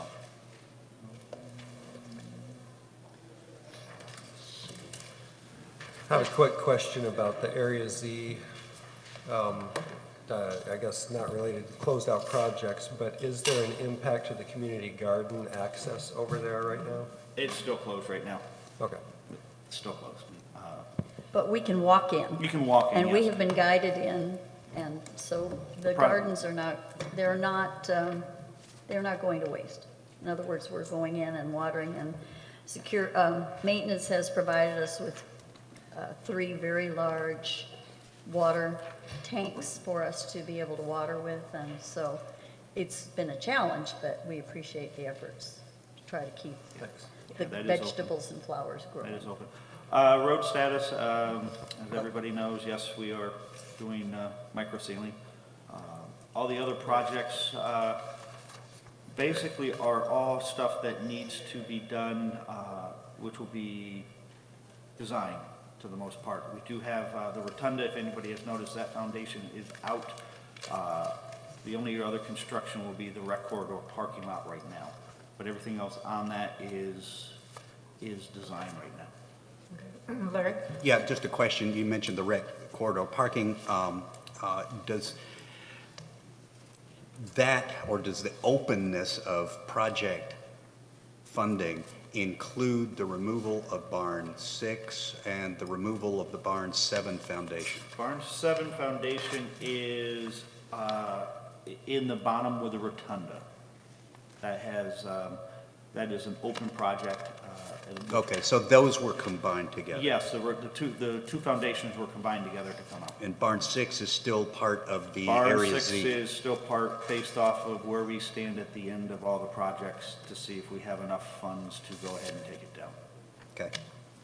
And I have one item that just, that I will be discussing regarding this funding that will have to come up during closed session. All right. Other questions? I have a question. Microphone. Thank you. The sprung structure is slated to be delivered and erected when? That should be up by the end of either the end of this week or the end of next week. Pad is ready to go. WRS is getting it delivered in, and it will be up and ready to go. Thank you very much. Okay, and then the materials will be moved from this barn over? Yes, Okay. everything will be moved Okay. from Barn 6 over to that structure. That's all of our ice supplies and? Ice supplies. Sand and sand all the winter storage. stuff? Yep, some records and the Yeah. big containers. Yeah. All that will be moved. Okay, Sarah? Sorry. No? Okay. All right. I thought you were waving at me. It's all right. Okay, any other questions on the capital funds? Okay, moving on to committee reports and voting as necessary. The ACC is, the minutes have been posted online. If you want to see those are as submitted. Communication? The minutes were not completed yet, so we have nothing right now. Okay, what? But we didn't have a quorum for a while, but Okay. now we did this month, yesterday. How are we doing with the candidate forums and things like that? You're in discussion on those? Yes, last night the meeting included discussion about the candidate forums and about the town halls and about the other events that we know that are coming up. And so, yeah, the candidate forum, Tara DeVoe and Judy White are reaching out to the community to ask what would be some questions you want to know of these candidates. And so they are going to be in control of the format and content, and it's moving along. I'm not certain what the dates of the candidate forums are yet. Okay. As soon as we have that. We'll publish that, okay. Okay, document review seems to have a plethora of reports here. We have tons of minutes that are as submitted. Basically, the work product consists of the appeals procedure and the large set of proposed bylaw amendments. They are not separated out, but they will be when they come to the ballot. This is not going to be a one vote for everything.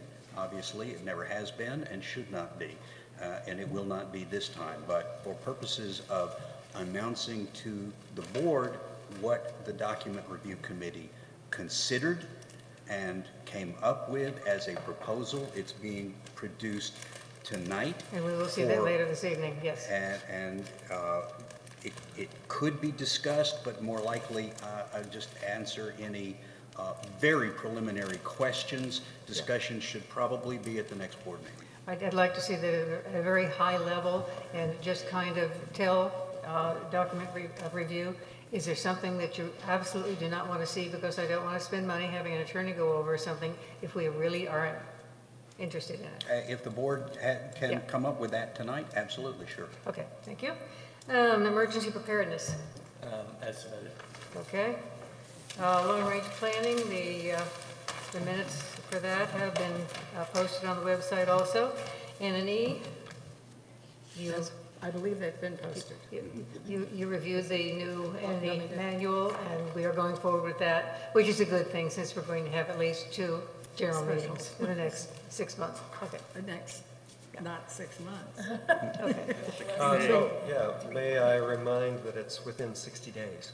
So Yes. that's, yeah, she just. Well, that's within 6 months. There's a lot between 6 months.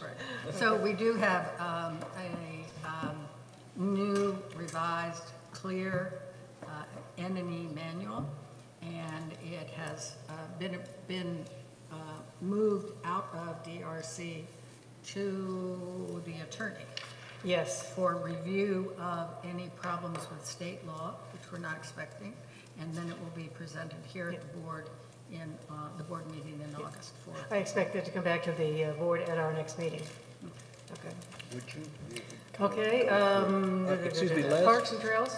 For the benefit of the community, could you explain what kind of input went into this? Okay. And I'll do my best, but others will have to join me because I only became the N&E chair days ago, and I also had several other commitments. I forgot it was a board position. So I've been running to catch up.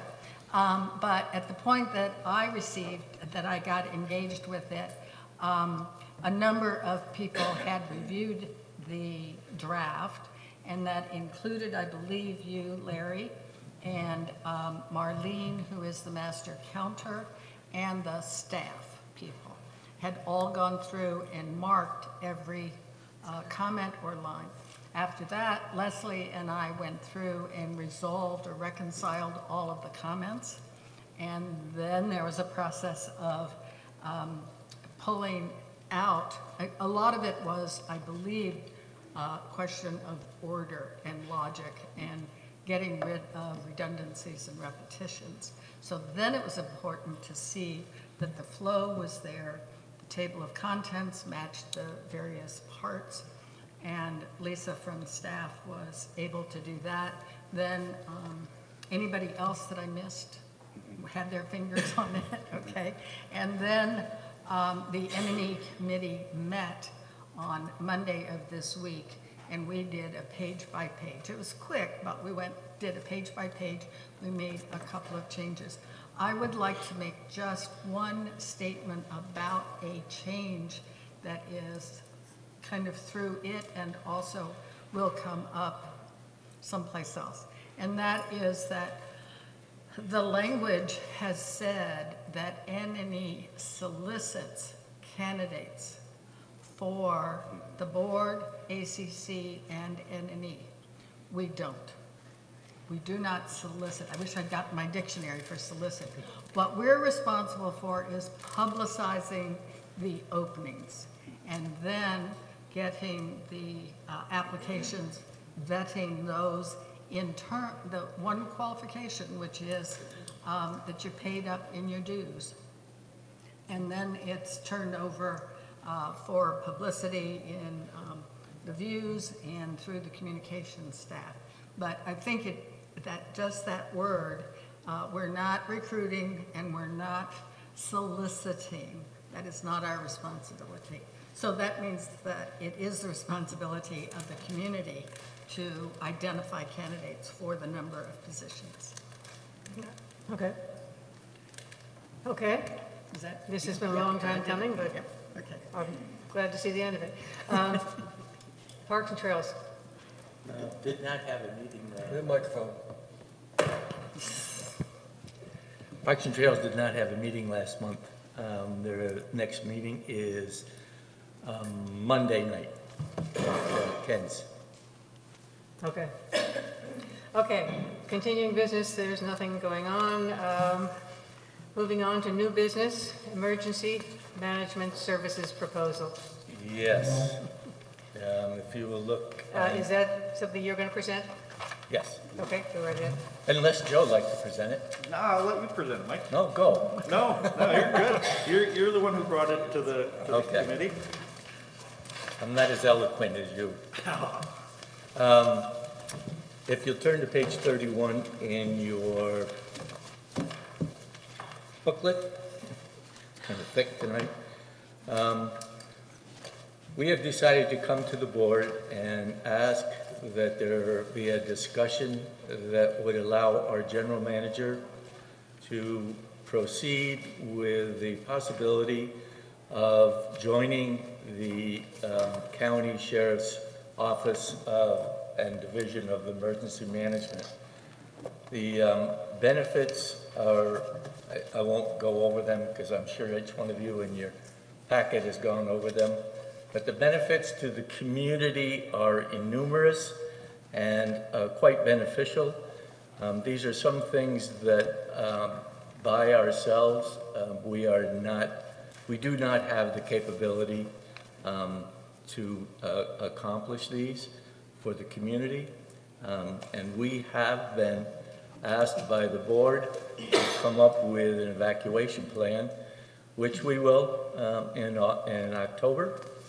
But the rest of this is more along the lines of a long-range planning to help us in emergency management and emergency preparedness. And it does come at a cost. The cost is negotiable, and so it can be as high as $30,000 a year for 5 years. And I know that right now that's a pretty big hit in our budget. And so we're asking first for the discussion, but we're also wondering if during the discussion that the $30,000, again, that's the high number, we're hoping to get it down. If the first year it would come out of UDR because we don't want to put it in the budget this late in the game, and I apologize for this being this late in the game. And then we could put whatever they come up with as far as our costs are concerned, and we deem it in our best interest to continue, we could put it in the budget for 2021 and the next 4 years. So if you have any questions, if I can't answer them, that gentleman right back there is wearing a tie. People that wear ties are always getting more than. So if you have questions, please. Go ahead. I'll take your name and Carol.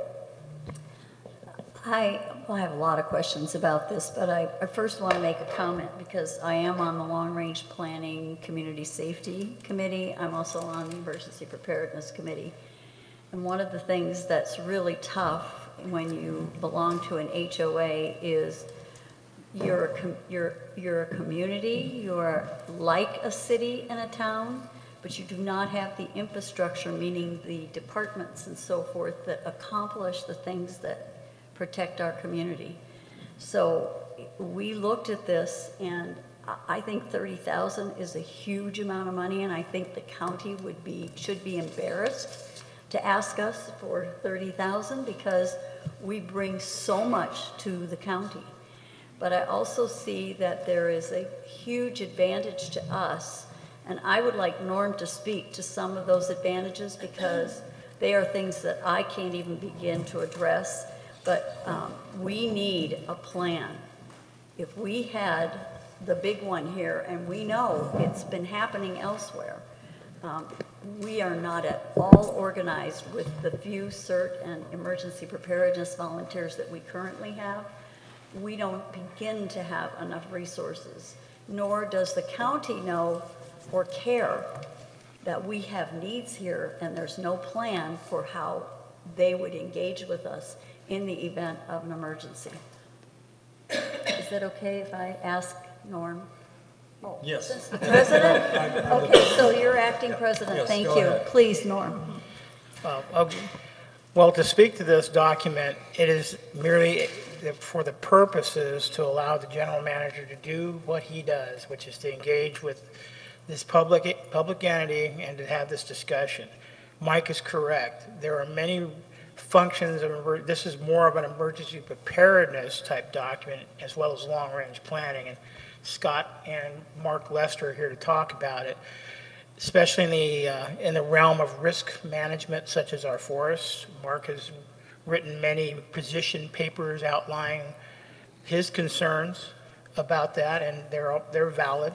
This helps us develop that risk registry more fully, allows us to orchestrate and develop plans to put in place to mitigate that. It also helps us to have organized and monitored drills and exercise programs under a standard, interact with our agency partners that would respond. And like I said, they're going to respond. This is not a question of if, but they will. But the better prepared we are positioned to function for a period of time on our own, with our own people, both staff, volunteers, directors, then we'll be able to be resilient. There's been a lot of discussion tonight about community. One of the big markers about community is resiliency. In the event that we have a catastrophic incident, such as a forest fire like in Paradise, earthquake, major mudslide, we had a minor one yesterday, but there's potential because of where we live. How is the community going to be prepared to come back? And I think everybody here would want to have that ability, resiliency. That's a definition of how you are as a group, not just a collection of people, but as a community. Cities have resiliency plans. The county has it. It's a comprehensive plan that includes everything. It's not that we aren't working on these things. We are.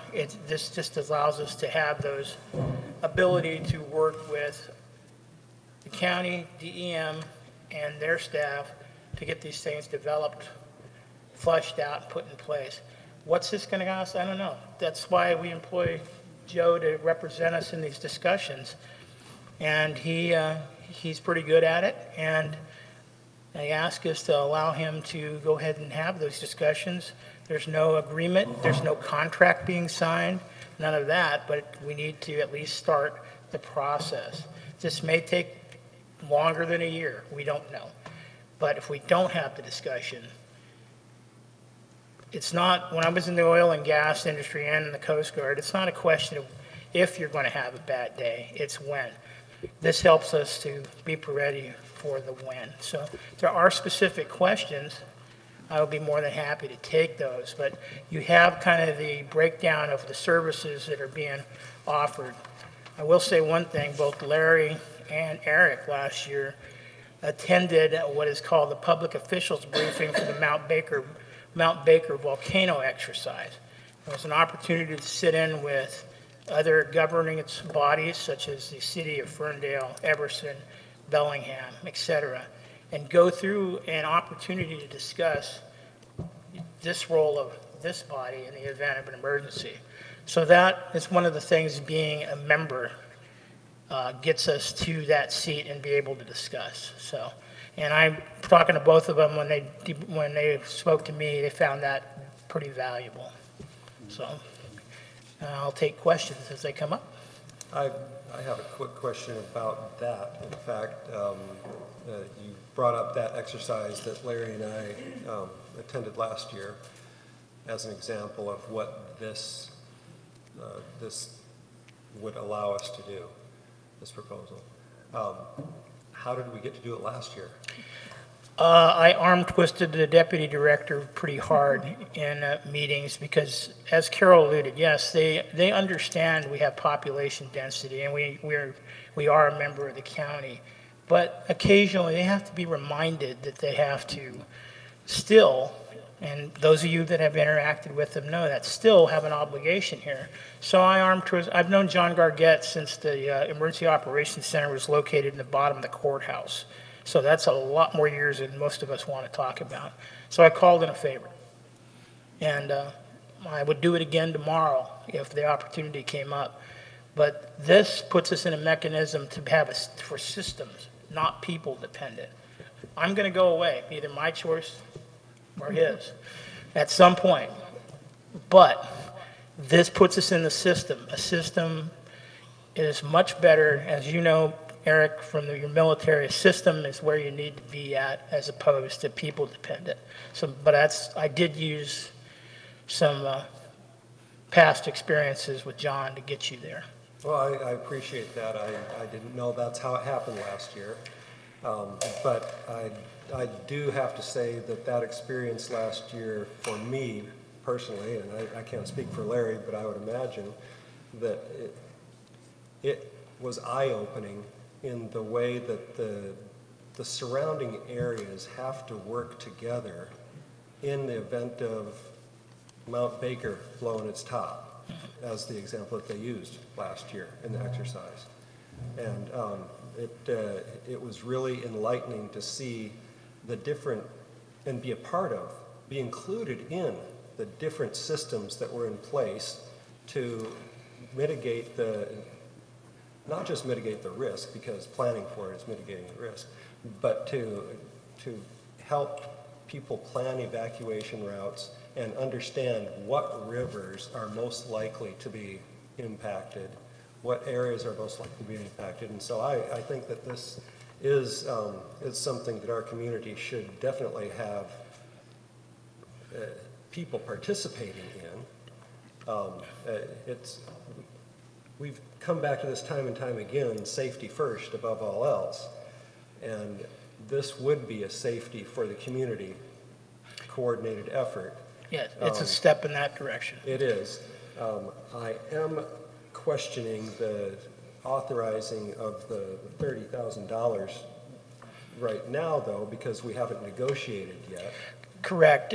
That's not the ask. The ask is just to allow the general manager to start these discussions with that. And when he and the deputy director of DEM have come to some kind of an arrangement or an agreement, then normal processes for utilization of funding will have to be in place, because that's the rules. That's our rules. This doesn't change that. And so the general manager or myself would go back through the capital, the UDR request form, and then that discussion would occur again. Well, I would speak in favor of this motion. We haven't had the motion yet. Once it comes. Are there any other questions for Norm? Of course. Norm, can you give us an idea of some of the departments that we might be able to work with that we really don't have a partnership with now? I'm thinking like DNR for our forest management. Well, DNR we definitely pretty much do this on our own, in other words, at the moment. DNR would be one of the agency partners, but more to the point, we would be able to have a very good working relationship with USGS, United States Geology Service. They are active members in this area because we live in a very active area. So working through DEM, and part of that, we can have tabletops and or other type of preparatory type situations with their assistance. You would also have a better working with not just our fire authority, but the fire services in general with that. City of Bellingham Emergency Management, and some things you might not think about. Verizon critical response teams. We can't access them right now because we're a private organization. However, once we're affiliated and we're having these same standing shoulder to shoulder, if you will, with other communities of our size, then should this come up to where, like in Paradise, where the entire communication network was knocked out, going through DEM as an agency partner. We then get the opportunity to have Verizon come up, establish communications call centers, and it costs absolutely nothing because they do this as part of their business model. Pretty good business model for them. So we can't access that currently. This would allow us to start those kind of discussions. So. Any Has anyone other? made a motion? I am ready for a motion. I'll make a motion Okay, to Andrew? approve the EGM to engage in formal discussions regarding the contracting of emergency management services with the Whatcom County Sheriff's Office Division of Emergency Management. Thank you. Second. We have a second, okay. Now discussion on the, Yeah. okay, Sarah. Oh, I'm sorry. Go ahead, Larry. Thanks. Sorry. I just want to reiterate what Norm said. We are the fourth largest community in the county. It's a shame folks from the community are not here to be reminded that we are an enormous community in this county. We have 7,000 residents. That's almost the size of Burlington. We do not have tax revenue. We do not get support from taxes that the county gathers from sales or from liquor, or the state gathers from gasoline. We don't get any of that support. And because we're a private entity, we do not have access to certain things that they can get from the federal government or from state government. Our only way of getting access to that kind of financial and physical asset support is by partnering with somebody. This seems to me to be the absolute best means for getting that underway so that we can start actually being as prepared as a community of our size ought to be prepared, especially considering the fact that, for instance, if the rivers in the rest of the county are messed up because of some disaster, that's where all those communities get their drinking water. So that means everybody then will come and want to get drinking water from Lake Whatcom, where we get ours and Bellingham gets a good chunk of theirs. That's going to put an enormous strain on the water district and on Sudden Valley. We need to know what is going to be expected of us and what we should be telling them they need to expect in order to support us. And so I wholeheartedly agree. This is an absolute critical thing to get involved in. Sarah, you had a question? So I guess I'm confused because several months ago, we had pretty much this exact conversation and the board voted no to moving forward with this. One of the big things I remember we discussed is the tabletop exercise. And there was a discussion on, we put on that tabletop exercise and they come to our location and are part of our process. Why would we pay them $30,000 to be part of that? The other thing that's really confusing to me is, as Larry said, we're a huge part of the area. I mean, we're 7,000 people strong plus. I don't understand why we have to pay to be involved in emergency preparation services. And again, maybe, I guess if someone could explain the differences between this proposal and the last $30,000 proposal we got on being members of this? The last proposal we got was, the general manager brought up that it could cost as much as $30,000 to join this. And at that time, I was under the impression that the DEM itself had pulled the rug out and said that we weren't going to negotiate with Sudden Valley anymore. So we struck it out of the budget, and because of that, there's no reason to put it in there if we weren't going to be even having a discussion. But I found out that I was wrong, and that's why this is this late. And this is basically the same thing, but now they have said, yes, we would like to get into discussion with Sudden Valley in the hopes that we can get you on board as a member. And another answer is to your other question is everybody pays. to become a member of this, not just Sudden Valley. Norm, could you explain? That is correct. There is a fee that the members all write to the DEM for that, and it varies depending on what that agency is. For example, the port pays much more than WTA would, and the city of Bellingham, they actually do not participate in this because they have their own emergency management, so they're more of a consultant, but Everson, Ferndale, those other municipalities do as well. This is not a request for funding. This is a request to discuss. Plain and simple, not going to be put on the budget, not part of the budget assumption. It's for the general manager to discuss, and this could take a while because it just probably will. And as far as tax money goes and things, those are all in his favor as to have this discussion with the county about. So that's going to fall on the GM when he has these discussions with the deputy director. Madam President, Eric. Last year, when Larry and I participated in the tabletop exercise, it wasn't here. It was at the regional. That was at Whatcom. Yes, we did do a Sudden Valley sponsored more of an information exchange with that. That was not the same as what is being proposed. I believe, Leslie, you're familiar with Black Squirrel that was done for the Water District.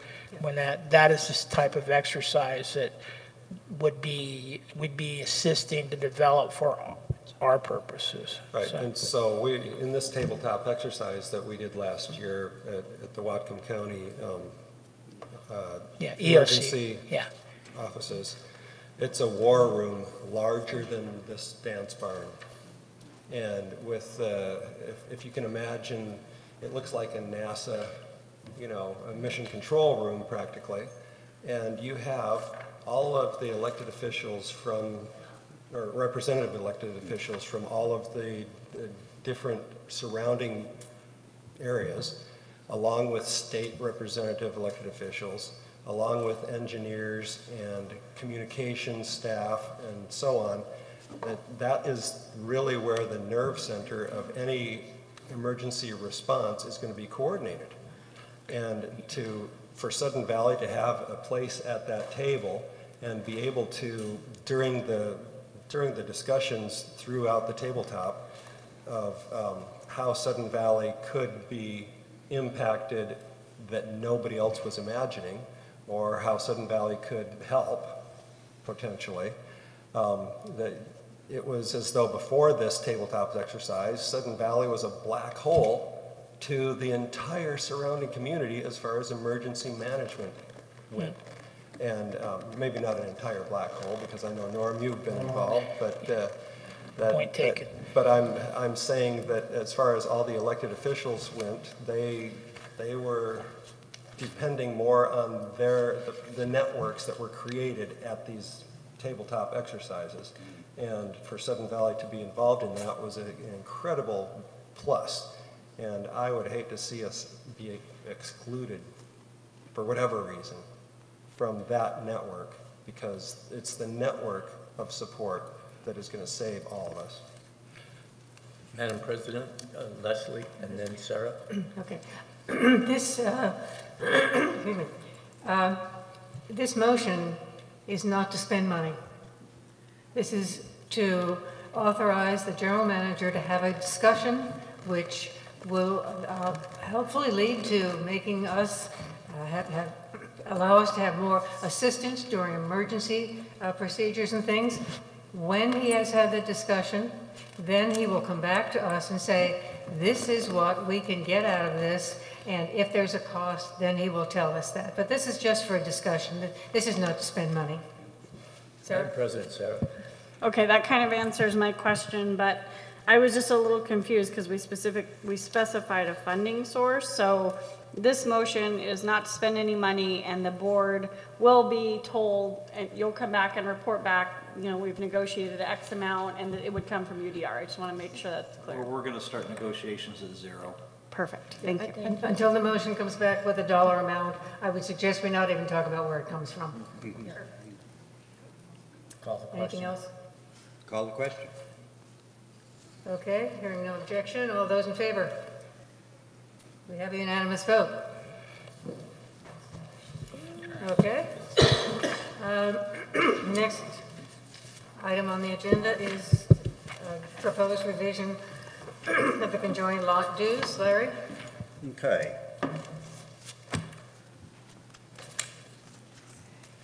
If I can find, here it is. Page 33. Yeah. It would be page 33. 33. So, it is as stated there. I would make that motion. As has been discussed, the board in 2004 decided that folks with large lot aggregations needed no longer to pay what had been paid for a number of years, approximate, well, 10 or a little more than 10 years, based on the date that you gave, Madam Chair, for the community vote. And that has been a large reduction. And yes, there are some people that bought in not knowing the history, but that is still the history. Years ago, in 2013, a proposal was put forth by a member of the community who was on the board at the time and who spoke this evening, proposing that dues be allocated based on the valuation of property. That did get on the agenda for that AGM and was rejected by the community. Nonetheless, it's interesting to hear people speak against an idea that they had in fact been in favor of years ago. By the way, as an aside, it would seem to be virtually illegal for Sudden Valley to engage in differential dues allocations based on property values, since we've been told by the courts that we have no more than 2 levels of dues based on service, not based on valuation. Nonetheless, this motion would revoke the decision in 2004 and return dues to the prior, preceding, and already existing for a number of years level of the first lot is conjoined, and thereafter, after the first initial dues payment, is thereafter no longer subject to dues. Every lot after that would then be subject to 50% of the base dues. Now, it has to say base dues because we now have 2 kinds of dues. A developed lot that has conjoined properties, their dues would be based on the developed lot rate. An undeveloped lot that has conjoined lots would be based on the undeveloped rate. That was a lot of discussion before we got a second. But, that's just an explanation of the language. We'll put a second in there. Is there a second? Mike, your Yes. second? Okay. Okay, first comment is, actually, we did get an attorney's opinion back around 2005, 4, somewhere around there, that they thought that the dues by assessed valuation would be legal. There's never been a test on it, but there was an attorney's opinion that said yes, that it would be. No board had, since that time, has seen fit to actually allocate dues that way. But And as I said, the community rejected it. yes, that's true. The community did reject it. And as I said, I have done a thorough study of the density reduction vote that happened back in 1993, and that was the members themselves agreed that we should conjoin lots in order to have more open space, and that if you put two lots together, you would just pay one set of dues, and each one was 50% after that. At the time that I moved here, I bought property in 95. We have 3 lots that were already joined, and for many years, until 2004, we were paying 1.5 dues. It was in 2004 when the board voted to change that I thought they were wrong at that time, but that's what the board decided. Eric. Madam President, Sarah first. Okay. So, just so I'm clear, so you're saying, let's say somebody bought last year, and they have 4 lots that are joined together that was done before they moved, before they bought. You're saying they would now owe 50% of the assessed dues on 2 of those lots? That is correct. Okay, so how would you propose we would notify people, and when would that begin? Those are excellent questions. That has not been considered. It is something, if you would like to propose something, I'm certainly amenable to that, to make it fit within the reality that people have bought in, not knowing that this was, I mean, in fact, as the bylaws very clearly state, the level of dues is subject to board decision. People just don't read and don't understand that. There was never a contractual agreement that these conjoined lots would henceforth be forever at the level that the board happened to pick in 2004. There was no such agreement. So there is no legal responsibility or any obligation to stop the board from reversing that change, but I agree there is obviously a moral reason for feathering things in, or for making further determinations that maybe we don't want to do this all the way back. But certainly the people, there are people, as you just heard, who did benefit from the act in 2004, and directly. And everybody else has benefited, even if they didn't know they benefited. Nonetheless, Sudden Valley has been without those dues, as approved by the community. Madam President, Eric.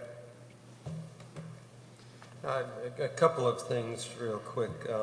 I remember possibly a year ago, maybe less than a year ago, we talked about lot line erasure policy.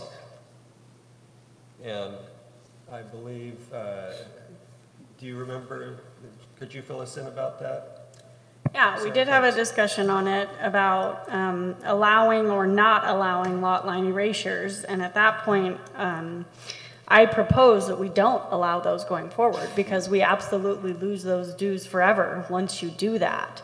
However, to me, that is a very different conversation than retroactively going back to someone who had no idea or was no part of this and doesn't know all these pieces, which I would say 99% of the owners wouldn't know 1990s and 2004 and what happened, to then suddenly say, oh, you didn't know this, and it wasn't like this when you bought, but now you're going to have to pay these dues based on a change the board has made. Those are 2 very different conversations. Going forward, I fully support this, because Sudden Valley is in no position to be losing more dues. I 100% am behind that. We cannot be losing lots, we cannot be losing dues, but retroactively doing that is not fair to homeowners. Madam President Whitney. I have a couple comments. The first is the dues based on property values. I actually support something like that, especially nowadays with the homes being so wide in value, and we do have a lot of people on fixed incomes. I think it's something that we should look into, because I know right now we're paying 2 different base dues based on developed and undeveloped, but if everyone paid a percentage, they all paid the same percentage, of their property values, just like a property tax. The people that owned a $200,000 home would pay a fair value. Madam and the President, peop- point of order, we are not speaking of what the possibilities Okay, I'm could sorry, be. but that was brought up in one of the other comments, so I would like to just say that I do think that that's something that should be discussed further. The second thing is, I do not agree with this retroactive business at all. I think people that bought conjoined lots did it, and I think good on them. If they've enjoyed it for 20 years, that's awesome. It's like buying Apple stock. They reap the benefits. We lost out, but that's not their fault. So I agree that moving forward, we could make an amendment that said, moving forward, we're going to assess dues based on this way, but everyone else from this point on is grandfathered in how it was in the past. Madam President, Carol. Yeah, that was one question I had, can we do a grandfathering? But I'm curious as to how many actual properties do we have? Gil told me we have 100 properties subject to the 3, 4, and 5. 100 total properties? That's or the is number. 100 owners? 100 total properties is the figure he gave me. Okay.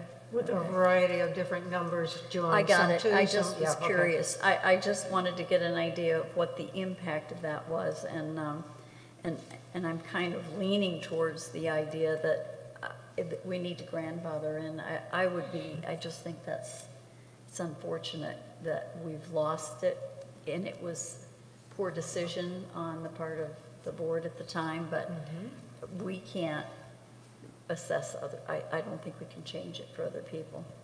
I just don't think we can. Madam President, Andrew. I'd also be in favor of the grandfathering option. I think we already identified what that looks like. So. Again, I apologize for this, but point of order, the motion is not about grandfathering. If you'd like to make an amendment to the motion, then please do.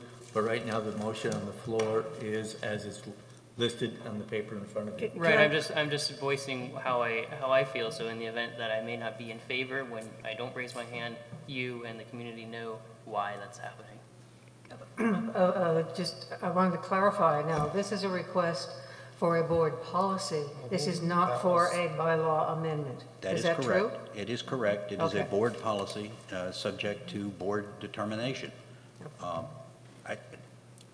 Since I'm speaking, I would encourage anybody to make an amendment if they would like to make an amendment.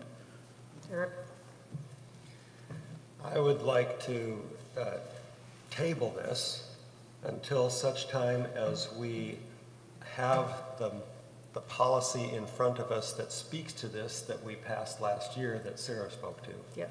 So that we can amend that policy.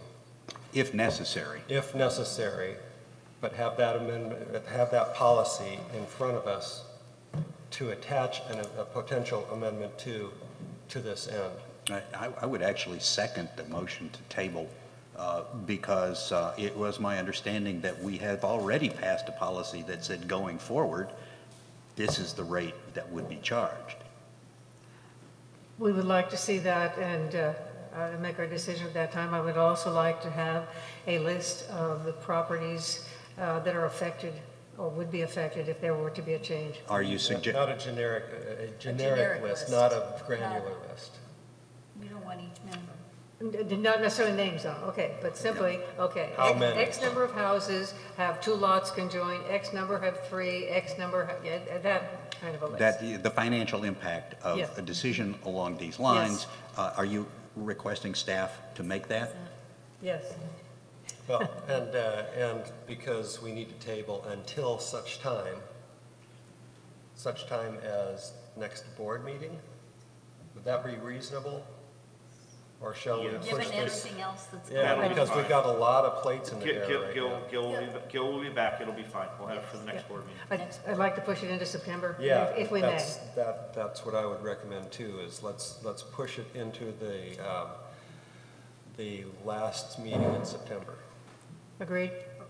There's a comment from staff. Can I just clarify, you want to know how many Right, multiple how many residences have two lots conjoined? How many have 3? How many have 4? And I don't know how far it goes. I understand there's some people who have 5 and 6. Okay, Yeah, okay. thank you. When you say 2, just to be clear, are you talking about the 1 lot plus 1, or are you talking about 1 lot plus 2? 1 plus 2. 1 and 1. No, I want to start with 1 and 1. Oh, 1 and 1, okay. And Those then. would not be affected, though. Don't have, Yeah, No, those, they won't be affected, but I want to see the size of the problem. I'm fine with it as long as they understand the Yeah, right, request. yeah. No problem, we'll take care of it. Okay, so we just. We just table it until, Okay, so it's moving on. until the end of September? All right. yes, last meeting in September. Okay, very good. All right, and now the proposed AGM bylaws amendments, and we do have pages 34 to 81. Sarah? I just have a quick comment, and actually Larry spoke to this earlier, and I was really happy to hear. There's almost 50 pages here of bylaw amendments. We got this on Tuesday, and I, for one, have had not nearly enough time as I would want to go through all these, so I am not in favor at all of voting on this. We can talk higher level, like you mentioned, but this isn't enough time to go through this level of change. And that was well understood. Could we take a 5-minute break for her to catch up? Kidding. 3 minutes is all she Keep needs. moving, Eric, just keep moving. As a matter of fact, a good number of these won't take a lot of time, because if you look on what is numbered page 34, which is actually number 1 of the proposal, there is an enormous number of non-substantive changes that are basically to reduce the amount of excess verbiage that's in the bylaws. Repetitions of phrases that are unnecessary, and in particular run the risk of actually being stated differently in different sections. Changing the incredibly odd phrase annual dues and assessments and special assessments to a much more rational annual dues assessments and special assessments. And then saying, when you're talking about them both, there's one word, assessment, stands for both of them. Along with those things, there's a whole list of them on that page. So then when you get to the text, the main text, which starts on the next page, 35/2, the original bylaw language is on the right-hand side in blue boxes.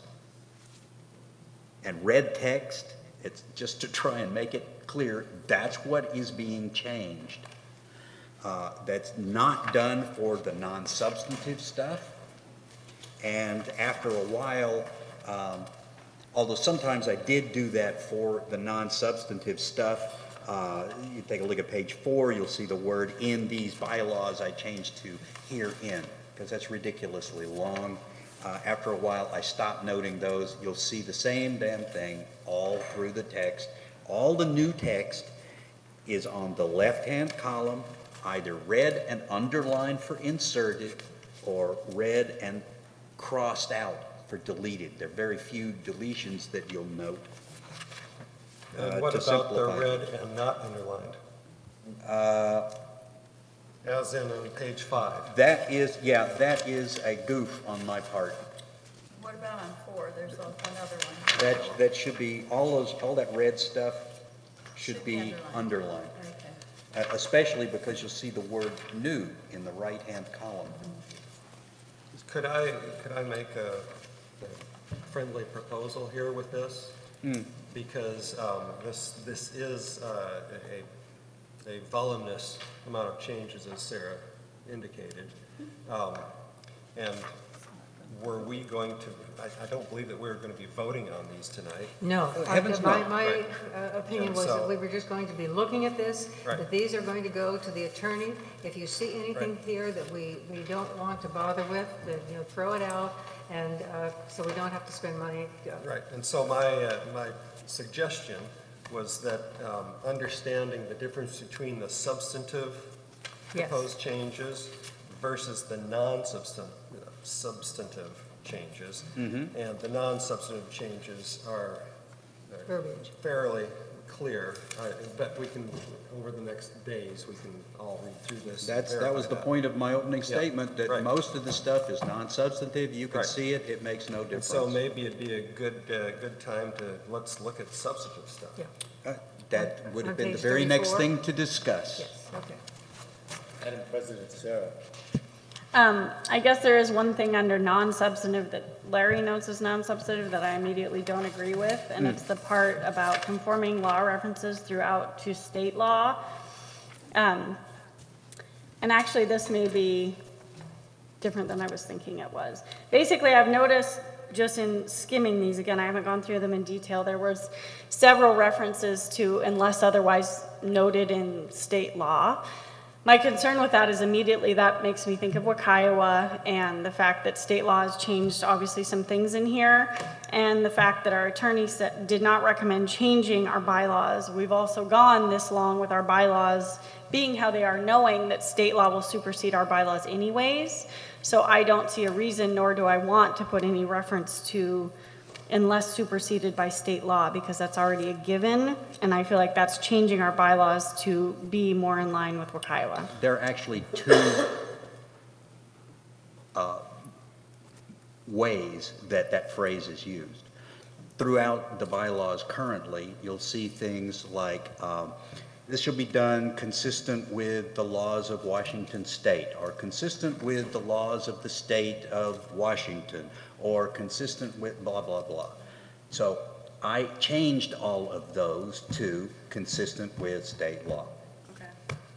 Then there are some substantive areas Okay, and those are and that are noted and highlighted, where because either state law has changed under Wakaiowa, and again, to note, I think it was highlighted recently, but I'll point out again, Wakaiowa itself was changed this year.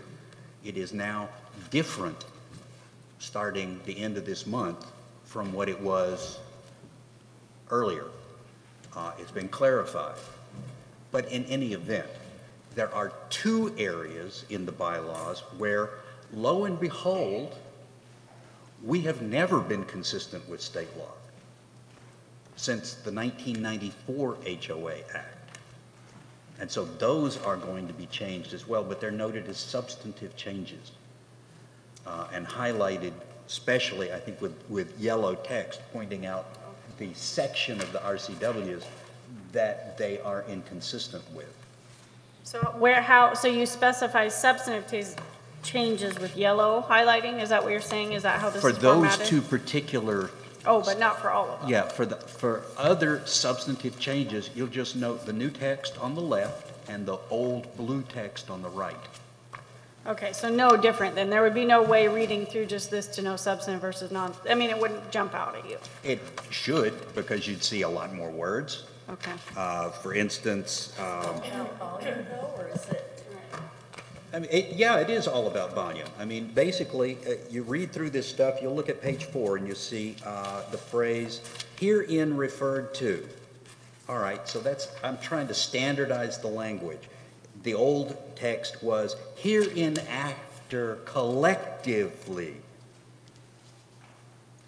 referred to. But like page 2 has that second one, or I guess that first one there, that's kind of a lot of language, but that's not substantive, correct? Oh, I consider that significant enough to be considered substantive, but in my opinion, which is my own personal opinion, it doesn't really change much on that section. But that's a good reason for moving on. Madam President Whitney. I had a question why the document review committee and long-range planning committee was taken out. I'm just curious. Well, okay, so we can get to that. We can either jump to that immediately, Madam Why Chair. don't we, discuss the substantive changes? One at a because I think time? that's the. Ad seriatim or jump to where No, people... you listed 4 of them here. Yeah. Let's talk about them. Okay, so here they are as we'll go down. Well, number one is removal of DRC and LRPC, Well, okay?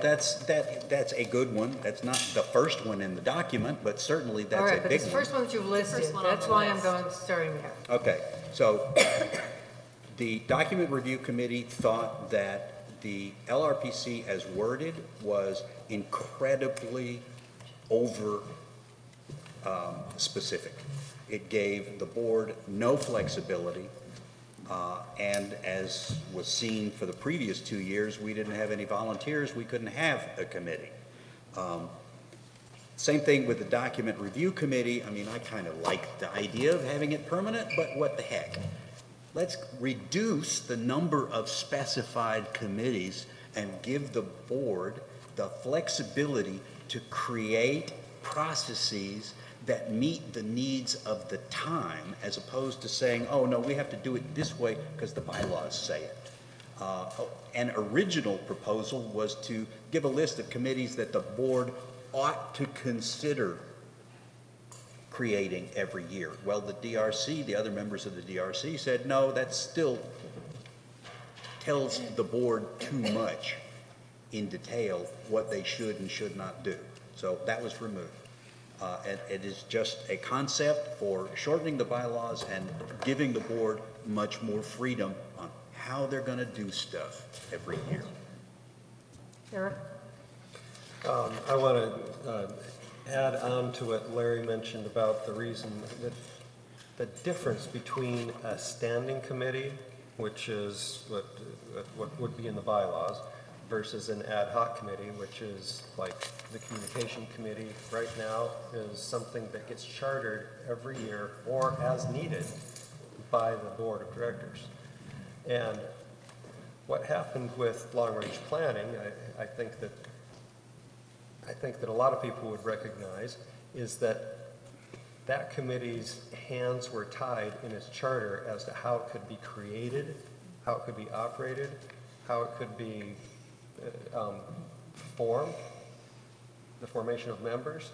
And so there was a lot of, I think, Leslie, you might have put a lot of sleepless nights into how to put that committee together this year. Yeah, I think that one of the things in the long-range planning that is troubling is the fact that it implies that the long-range planning gets to go to the finance committee and tell the finance committee how to spend money, and that is the responsibility of the board. That's right.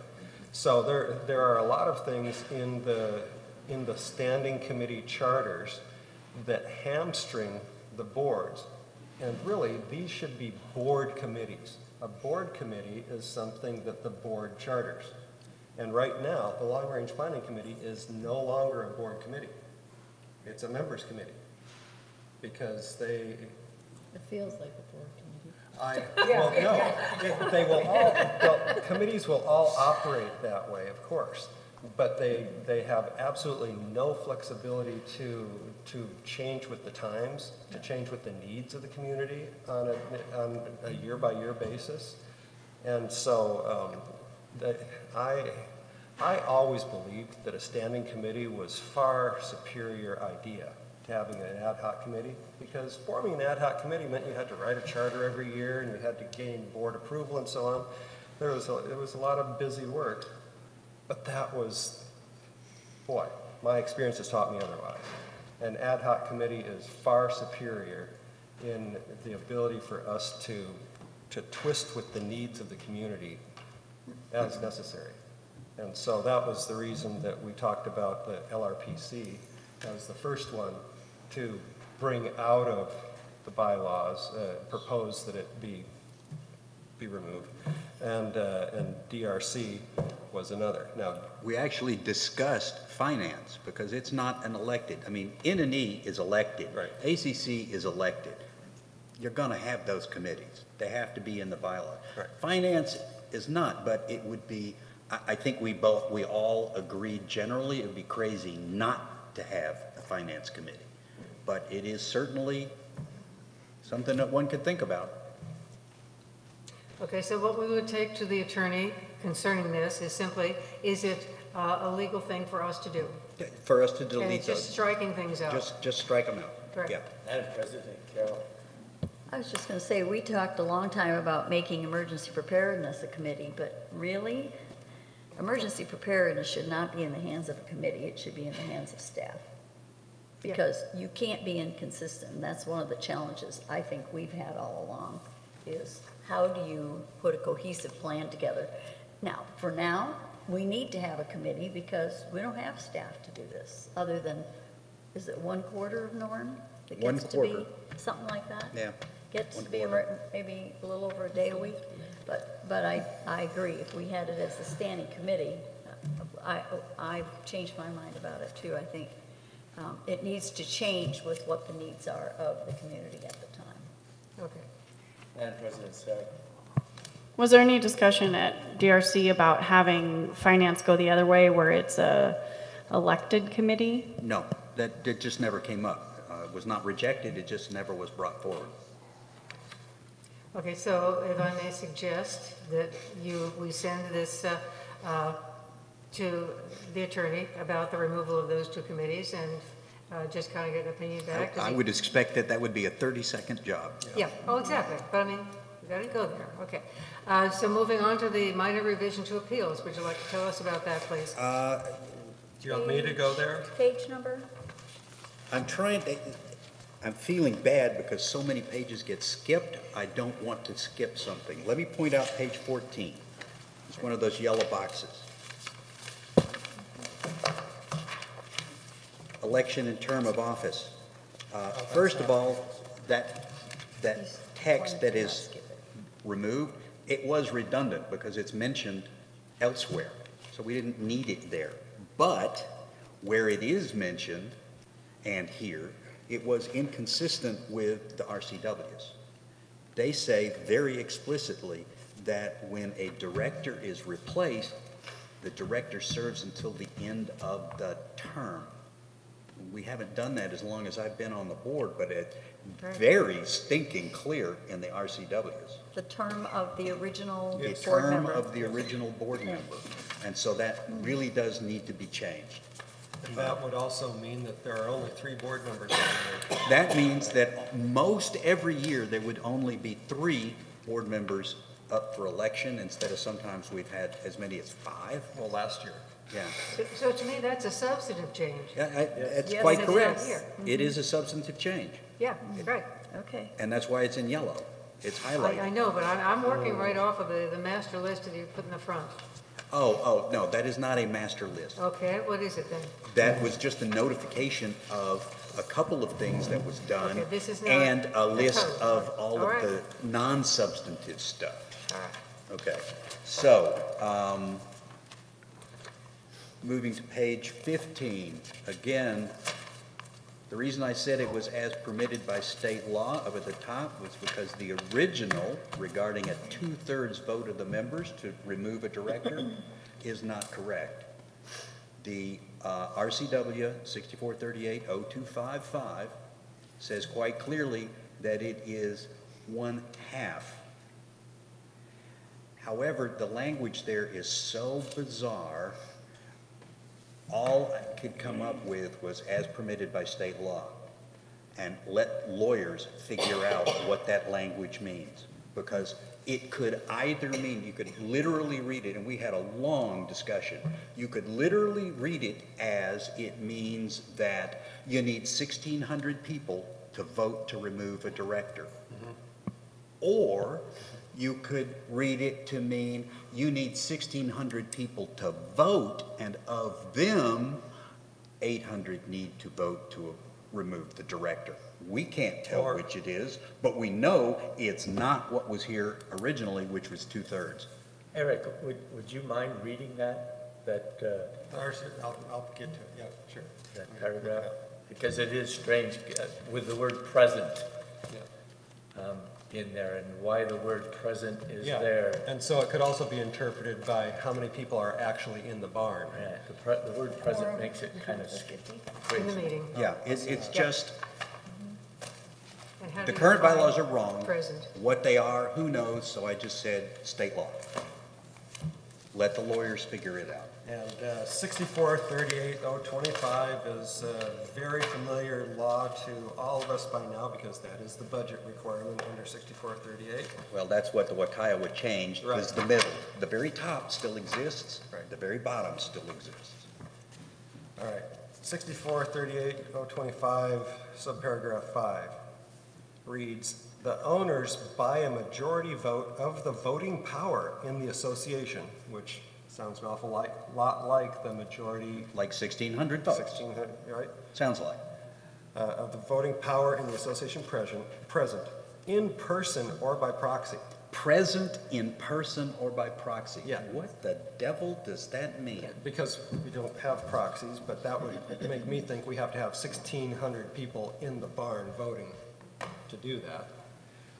Maybe. And entitled to vote at any meeting of the owners at which a quorum is present, which there obviously would be at that point, may remove any member of the board of directors with or without cause. And so the test that the state law requires to remove a member of the board by the membership is bizarrely, in my mind, maybe bizarre is the wrong word, but I'm confused what that means. It's unclear. However, it is the requirement that our bylaw is completely inconsistent with, and because our bylaws, if they're inconsistent with the state law, are overruled, then here's the state law, and that bylaw is no longer, I mean, we've learned that in the last year, certainly, that state law trumps our bylaws. And so wording it as the DRC agreed with, as the state law says, because Wakaiowa every year increasingly includes more and more parts, like it did this year. Last year, Wakaiowa said Sudden Valley as an example. Two sections applied to Two existing. sections applied last year. Now it's This four? year, as of tomorrow maybe, there's 4 more sections of Wakaiowa that Sudden Valley has to adhere to.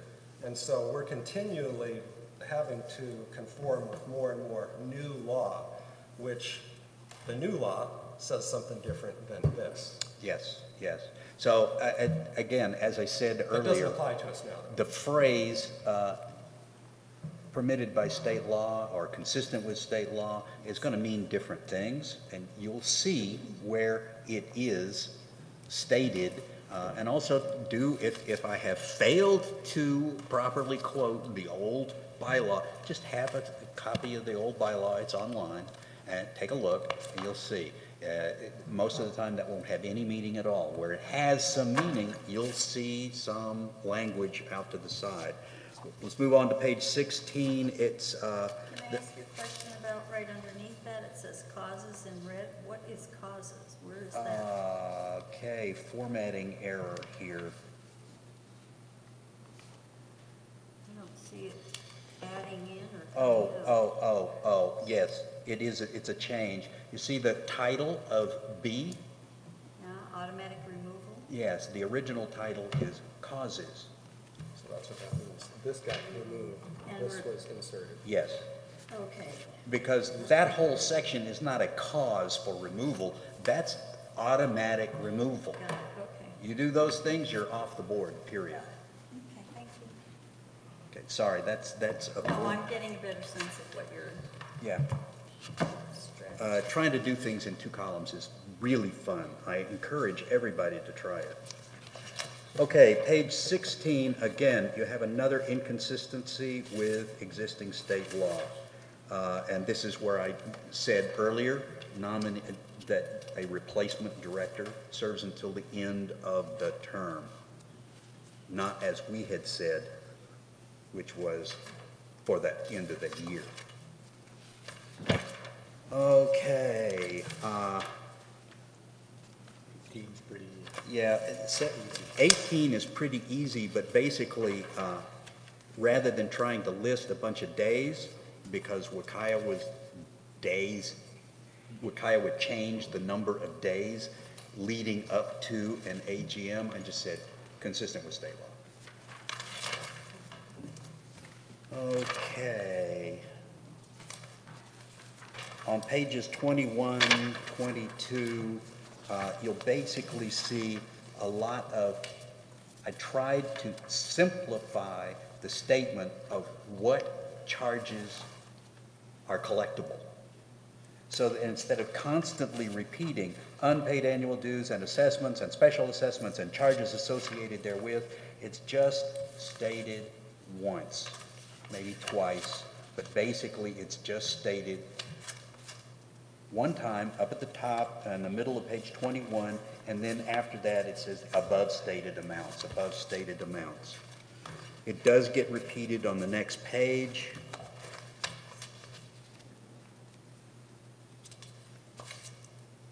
But includes that reference as described in the bylaws and allowed in state law. Because all of these things, what is due on a delinquency, what the association can collect from delinquent pay, is not something the bylaws should be getting into a lot of detail, because we can get it wrong. We can screw up. And it changes depending on which aspect of the law you're using to go after a debtor.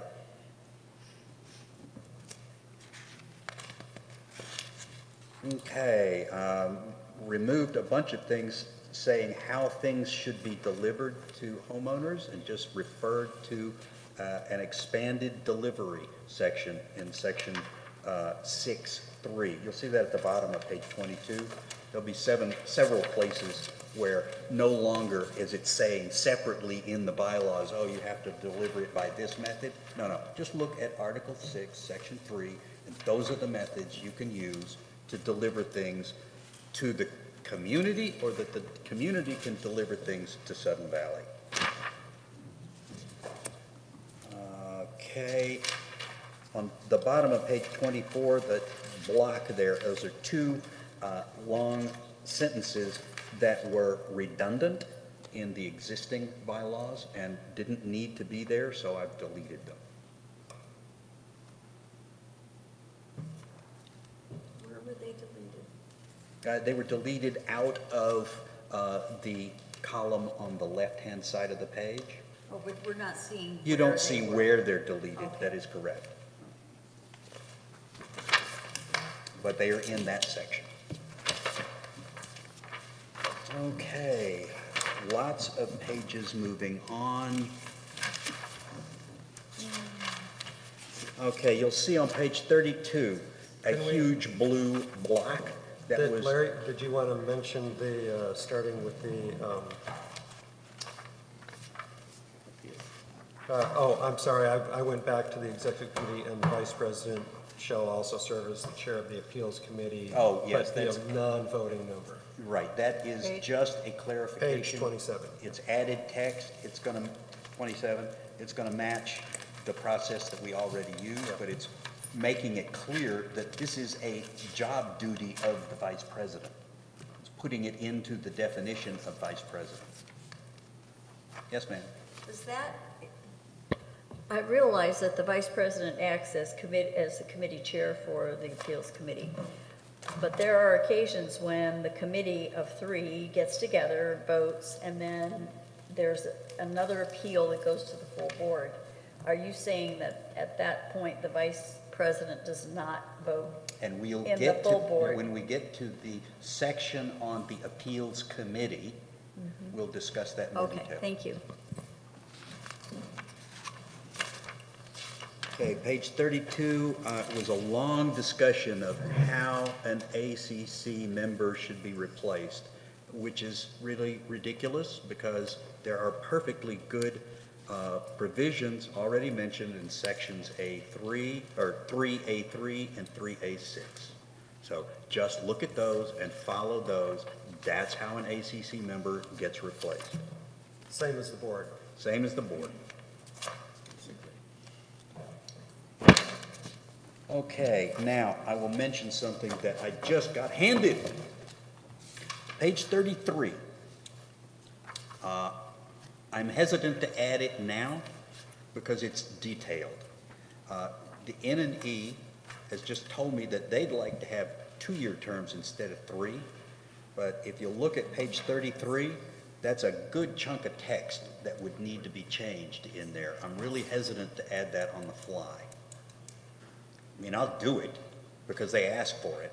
Yeah. But I'm hesitant to do it on the fly. Would you like me to do it and then bring it back for our May I next suggest discussion? that when this document is sent to the attorney, that you include this I certainly can. change and then bring it back? I certainly can do that. It's very easy. Quick question. You said they would like to have 2 years instead of 3? No, 3 instead of 2. 3 instead of 2. Yes, I'm sorry, what she said was 2-year terms, and yes. I think she actually even wrote it down. Well, it says 2 years now, they want to go to 3. That was my question. Okay, that's good. I didn't remember it. The way I Basically, heard her because of say the it. learning curve, they You're have suggesting a 3-year term instead a of 3-year term for NNE, yes. Okay, great. Again, I'll put that in, Right. and it'll be ready for the lawyer and ready for the next board meeting. Similarly, on page 34, they pointed out there's something DRC did not catch.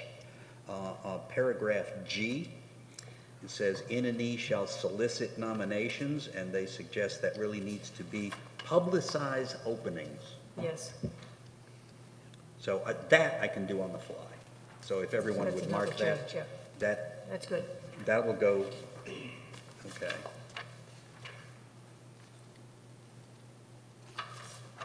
All righty, you can see a paragraph, the old paragraph G was pulled out because, again, that was redundant.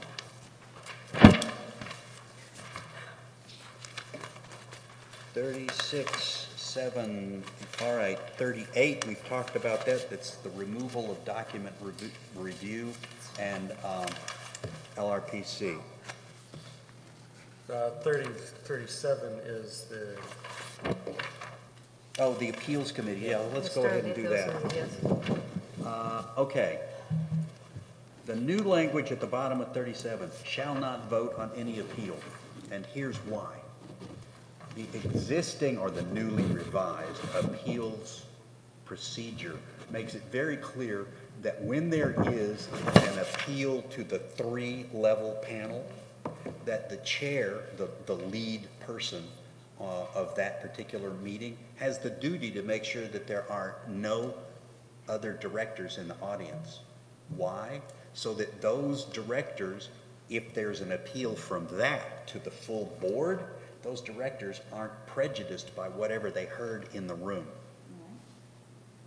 So because that is necessary, the chair of the appeals committee itself is intimately familiar with the details of the appeal because that person is in charge of handing out all of the materials. They are inherently biased. Yes. That's never been the case when I was on an appeal committee. Well, so it's something we realized, and also, by the way, a board appeals, because it's all the voting members of the board, that's 9, minus the 3, that leaves 6. That's an even number. So to get an odd number, and therefore a good vote, you need to get rid of the vice president voting. The vice president still runs the full board appeal, still runs the meeting, but can't vote. So does the vice president now run that meeting? Always did. Yeah. So would the vice president, Not in my no, experience. not always. It's been an undefined Okay, thing. because I've always been there, it was just you and I have been on one, it was just. Well, the oh, no, three wait a of minute. us. When you're talking about the that's the 3, panel. no, that's the 3-person panel. yeah. No, the VP never is on that. That's correct. Right. But Never. they're never even at the, They usually aren't at the meeting, but they have been intimately involved in handing out the documents. They've Can I- seen all of the documents. Would you like me to speak to this? Please, go right ahead.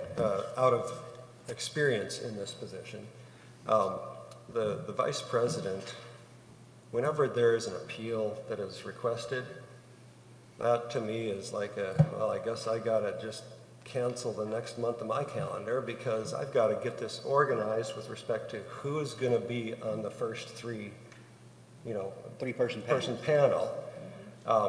Make sure that they don't have conflicts of interest with the appeal. Make sure that they're available all on the same day at the same time that the member requesting the appeal is. And at that time, I'm also aware of what the appeal is about. How could I assess for conflict of interest if I didn't? And so already I have more knowledge going forward about what's going on than I would want to have as a member of a panel, even as a board person panel.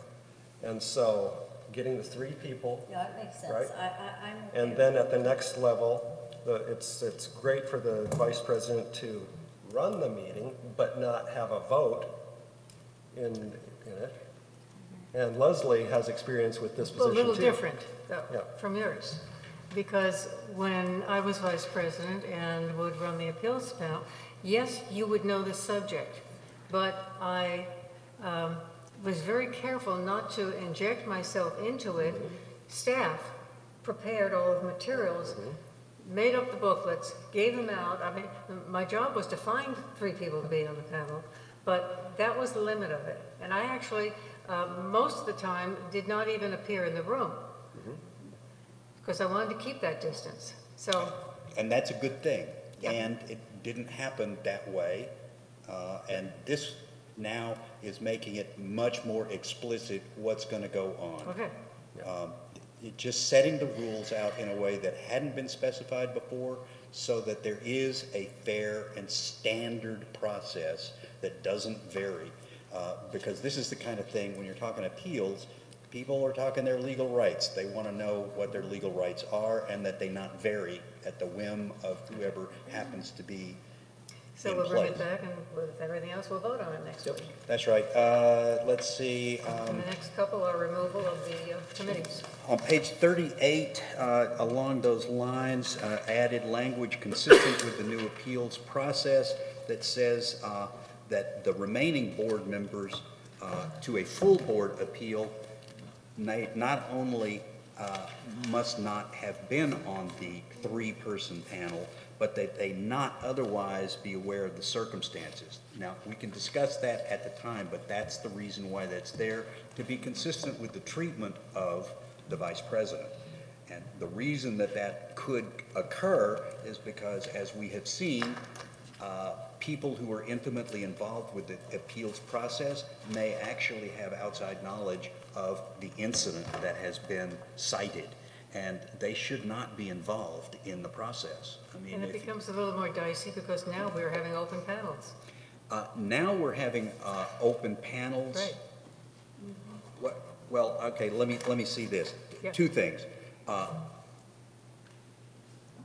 One change specifically requested by staff was to change the basic appeal to a closed unless Okay, so we'll reverse otherwise that. requested. Okay, unless the Okay, and appellant, yeah. right, they can have it open if they want it, but normally it's Okay. closed. However, this language that is further down on page 38 has to do with outside knowledge.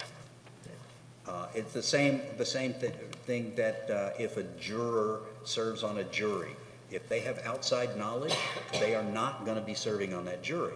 And the same thing with a judge. If the judge has outside knowledge, they're not going to be serving as judge for that proceeding, and this is what this is added in here for.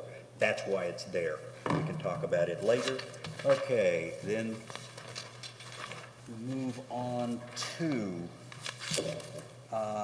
the notification process I mentioned, page 41. That's Article 6, Section 3, notifications.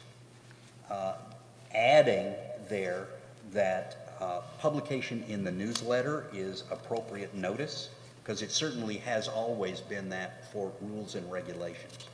They don't exist until they've been posted in the newsletter. So this just adds newsletter as a means for appropriate notification. And that way, everything can point to this. We need to send out stuff, look to this. This is how we do it. If there's anything else. Big one on lot consolidation. Okay. Page 44. Oh, yes. in line with what was discussed, and so it may be thrown out, on top of page 44, a new sentence. Any such reduction in dues may be, it not only is discretionary with the board, as it has always been, but a new sentence saying any such reduction may be amended at any time, so that people in the future are put on notice that even if it is reduced to zero, it can be increased at some future date. And at the top of the page, the decision regarding consolidation, because we no longer have lot consolidation as an issue, and because we are losing dues for every decision the board makes, this sentence makes it clear that this is a decision the board cannot delegate to staff. Anytime somebody wants to consolidate a lot, the board has to make its decision, both on the consolidation and on the fees.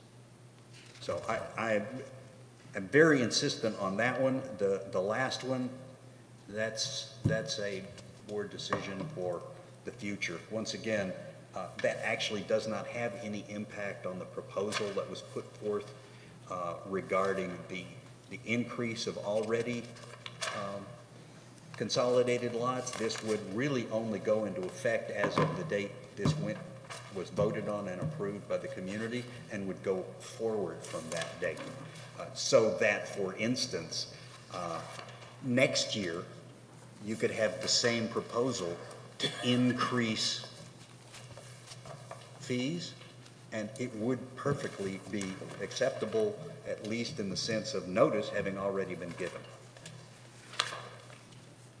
Okay.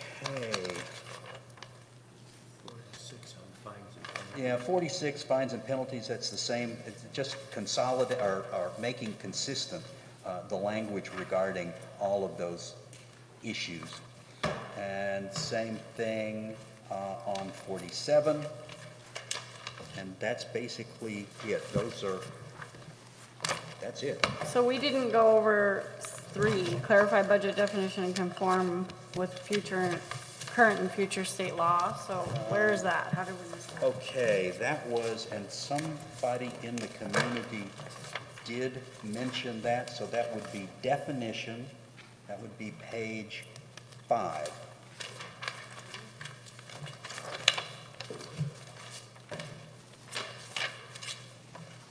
Budget. Right now, it says all operational expenses. The proposal is to include those mandated by state law, the governing documents, or normal fiduciary responsibility. Now, governing documents and fiduciary responsibility both include roads and parks. We have restrictive covenants that require us to fully fund roads as determined by our engineer. And as a member has said many, many times over the years, Ms. Bradley, we are supposed to, the restrictive covenant says we're supposed to maintain our parks. Now, there is no definition of what maintain means, what level of maintenance. But this language would say you need to throw that stuff in the budget. We're required to do them, consider it. It doesn't say how much, it says consider it. The restrictive covenants are what says how much or don't say how much. You maintain your parks, but they don't tell us how much. They do tell us quite explicitly how much to fund our roads. Then the one that was really objected to by the community member was assessments as required or permitted. Again, making it flexible. If the law changes, we don't have to change our bylaws again.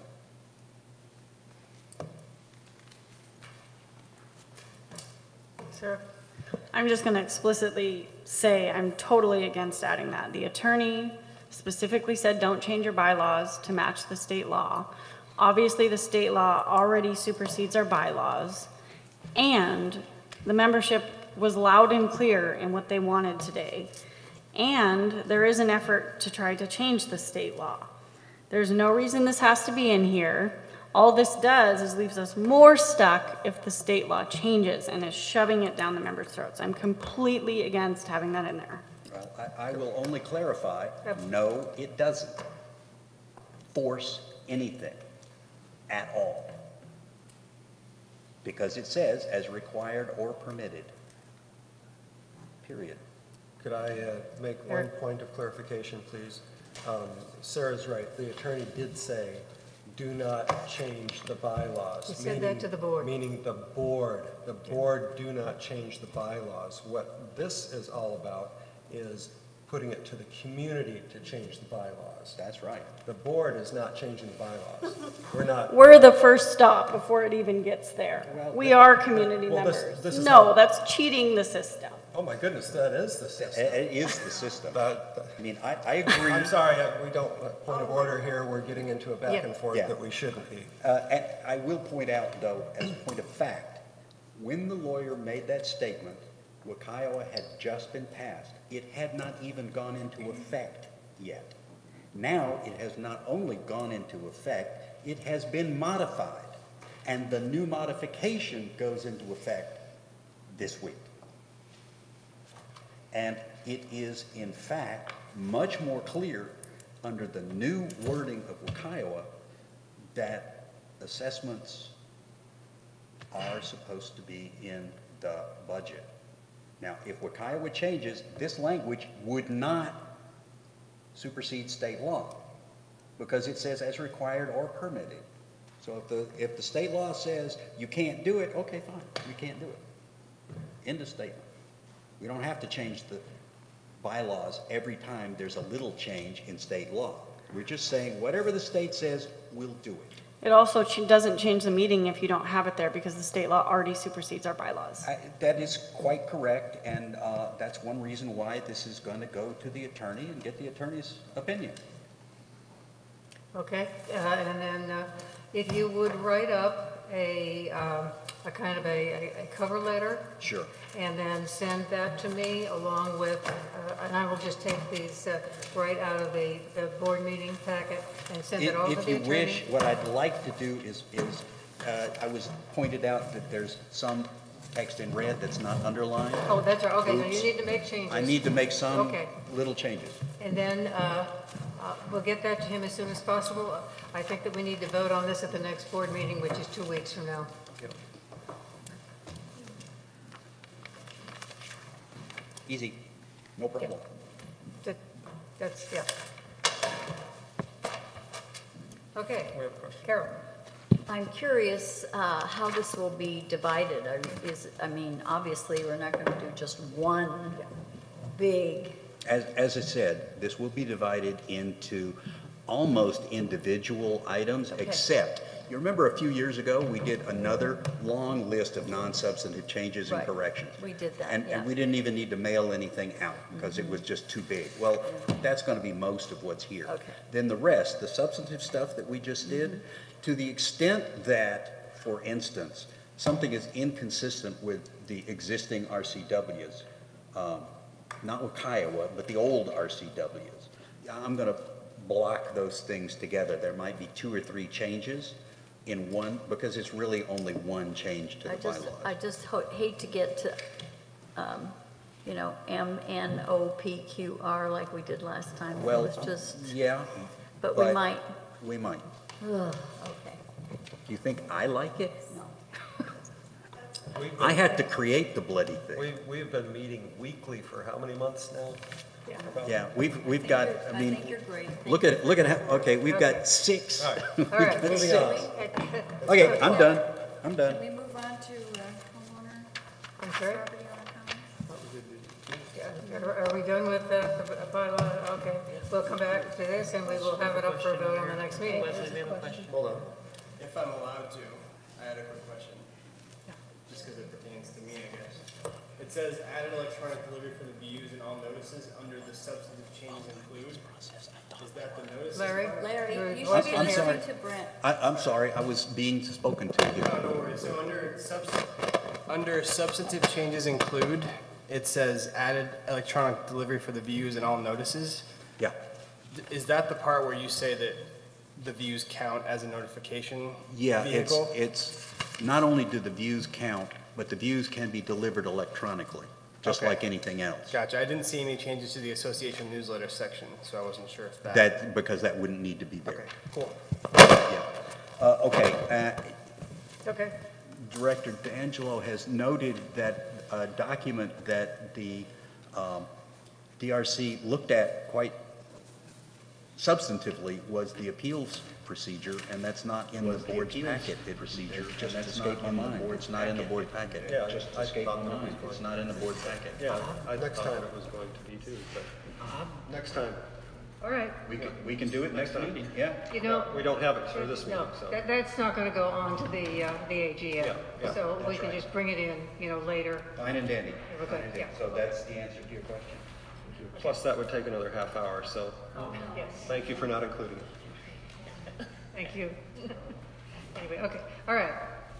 Is there no further comments, questions? We'll bring this back in 2 weeks for a vote, and we will go to property owner comments and board responses.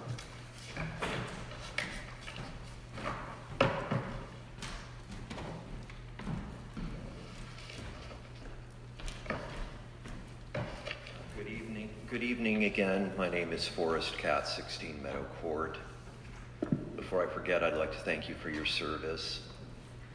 My comment this evening is titled The Perpetual Property Values Mantra. Subtitle is We Are the Modest Middle. And by that I mean middle class with modest family budgets. The boards have always stated that they must propose and levy dues increases as their obligatory fiduciary responsibility. And I can't tell you how many times over the years that the boards and management have cried wolf, telling us that because a barn or a similar structure has a rotten beam, that our whole community is crumbling and we must pay much more or our home's property values will all crash. We are better off as a community with good neighborhood quality of life by allowing the members to keep more home improvement dollars in their own pockets. My wife and I built our current home here in '93, and we had each owned smaller, older homes here for years before that. We're both close to retirement, and we have just paid off our mortgage. Now that we have been blindsided by this new state law, we're worried about our financial future for having enough disposable income left to enjoy our later years.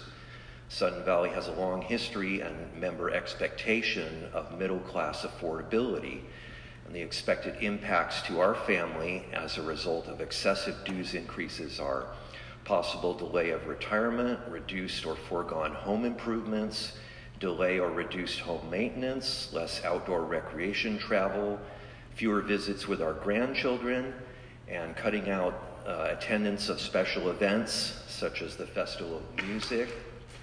And just lastly, I'd like to say that my fiduciary responsibility is to manage my family's budget and maintain my home, and that maintaining and improving my home and my neighbors being able to afford to do the same is the best method for increasing our community's property values.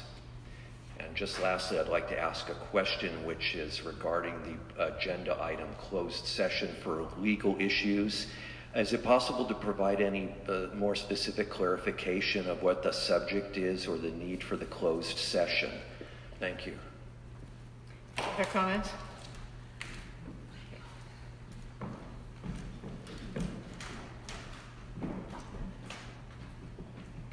Barbara Walsh, 51 Marigold Drive. I just had a question, and I don't mean to seem naive, but what was the point of 1,500 people signing a petition when there's a law against us observing whatever the petition said? Why did they bother to do that? And I was hoping somebody would be able to give me an answer to it, because it doesn't make sense to me. So does Sarah Holstrom, I guess you presented it, and so maybe I should ask you. Board comment time. We'll answer questions during board comment time. Yes. Okay, anybody else? Okay. Sarah? Well, Kiowa addresses the budget being tied to the dues. It doesn't specifically address limitations on dues increases. Those are two different issues. And we will need a legal opinion, and I don't know what the outcome of that will be, but this forces that to happen. So this very well could lead to nothing for the members, but at a very minimum, it sends a strong message to this board and any future board and to the state legislators that Sudden Valley cares. Sudden Valley's trying. We're doing everything within our power, and we need their assistance and help.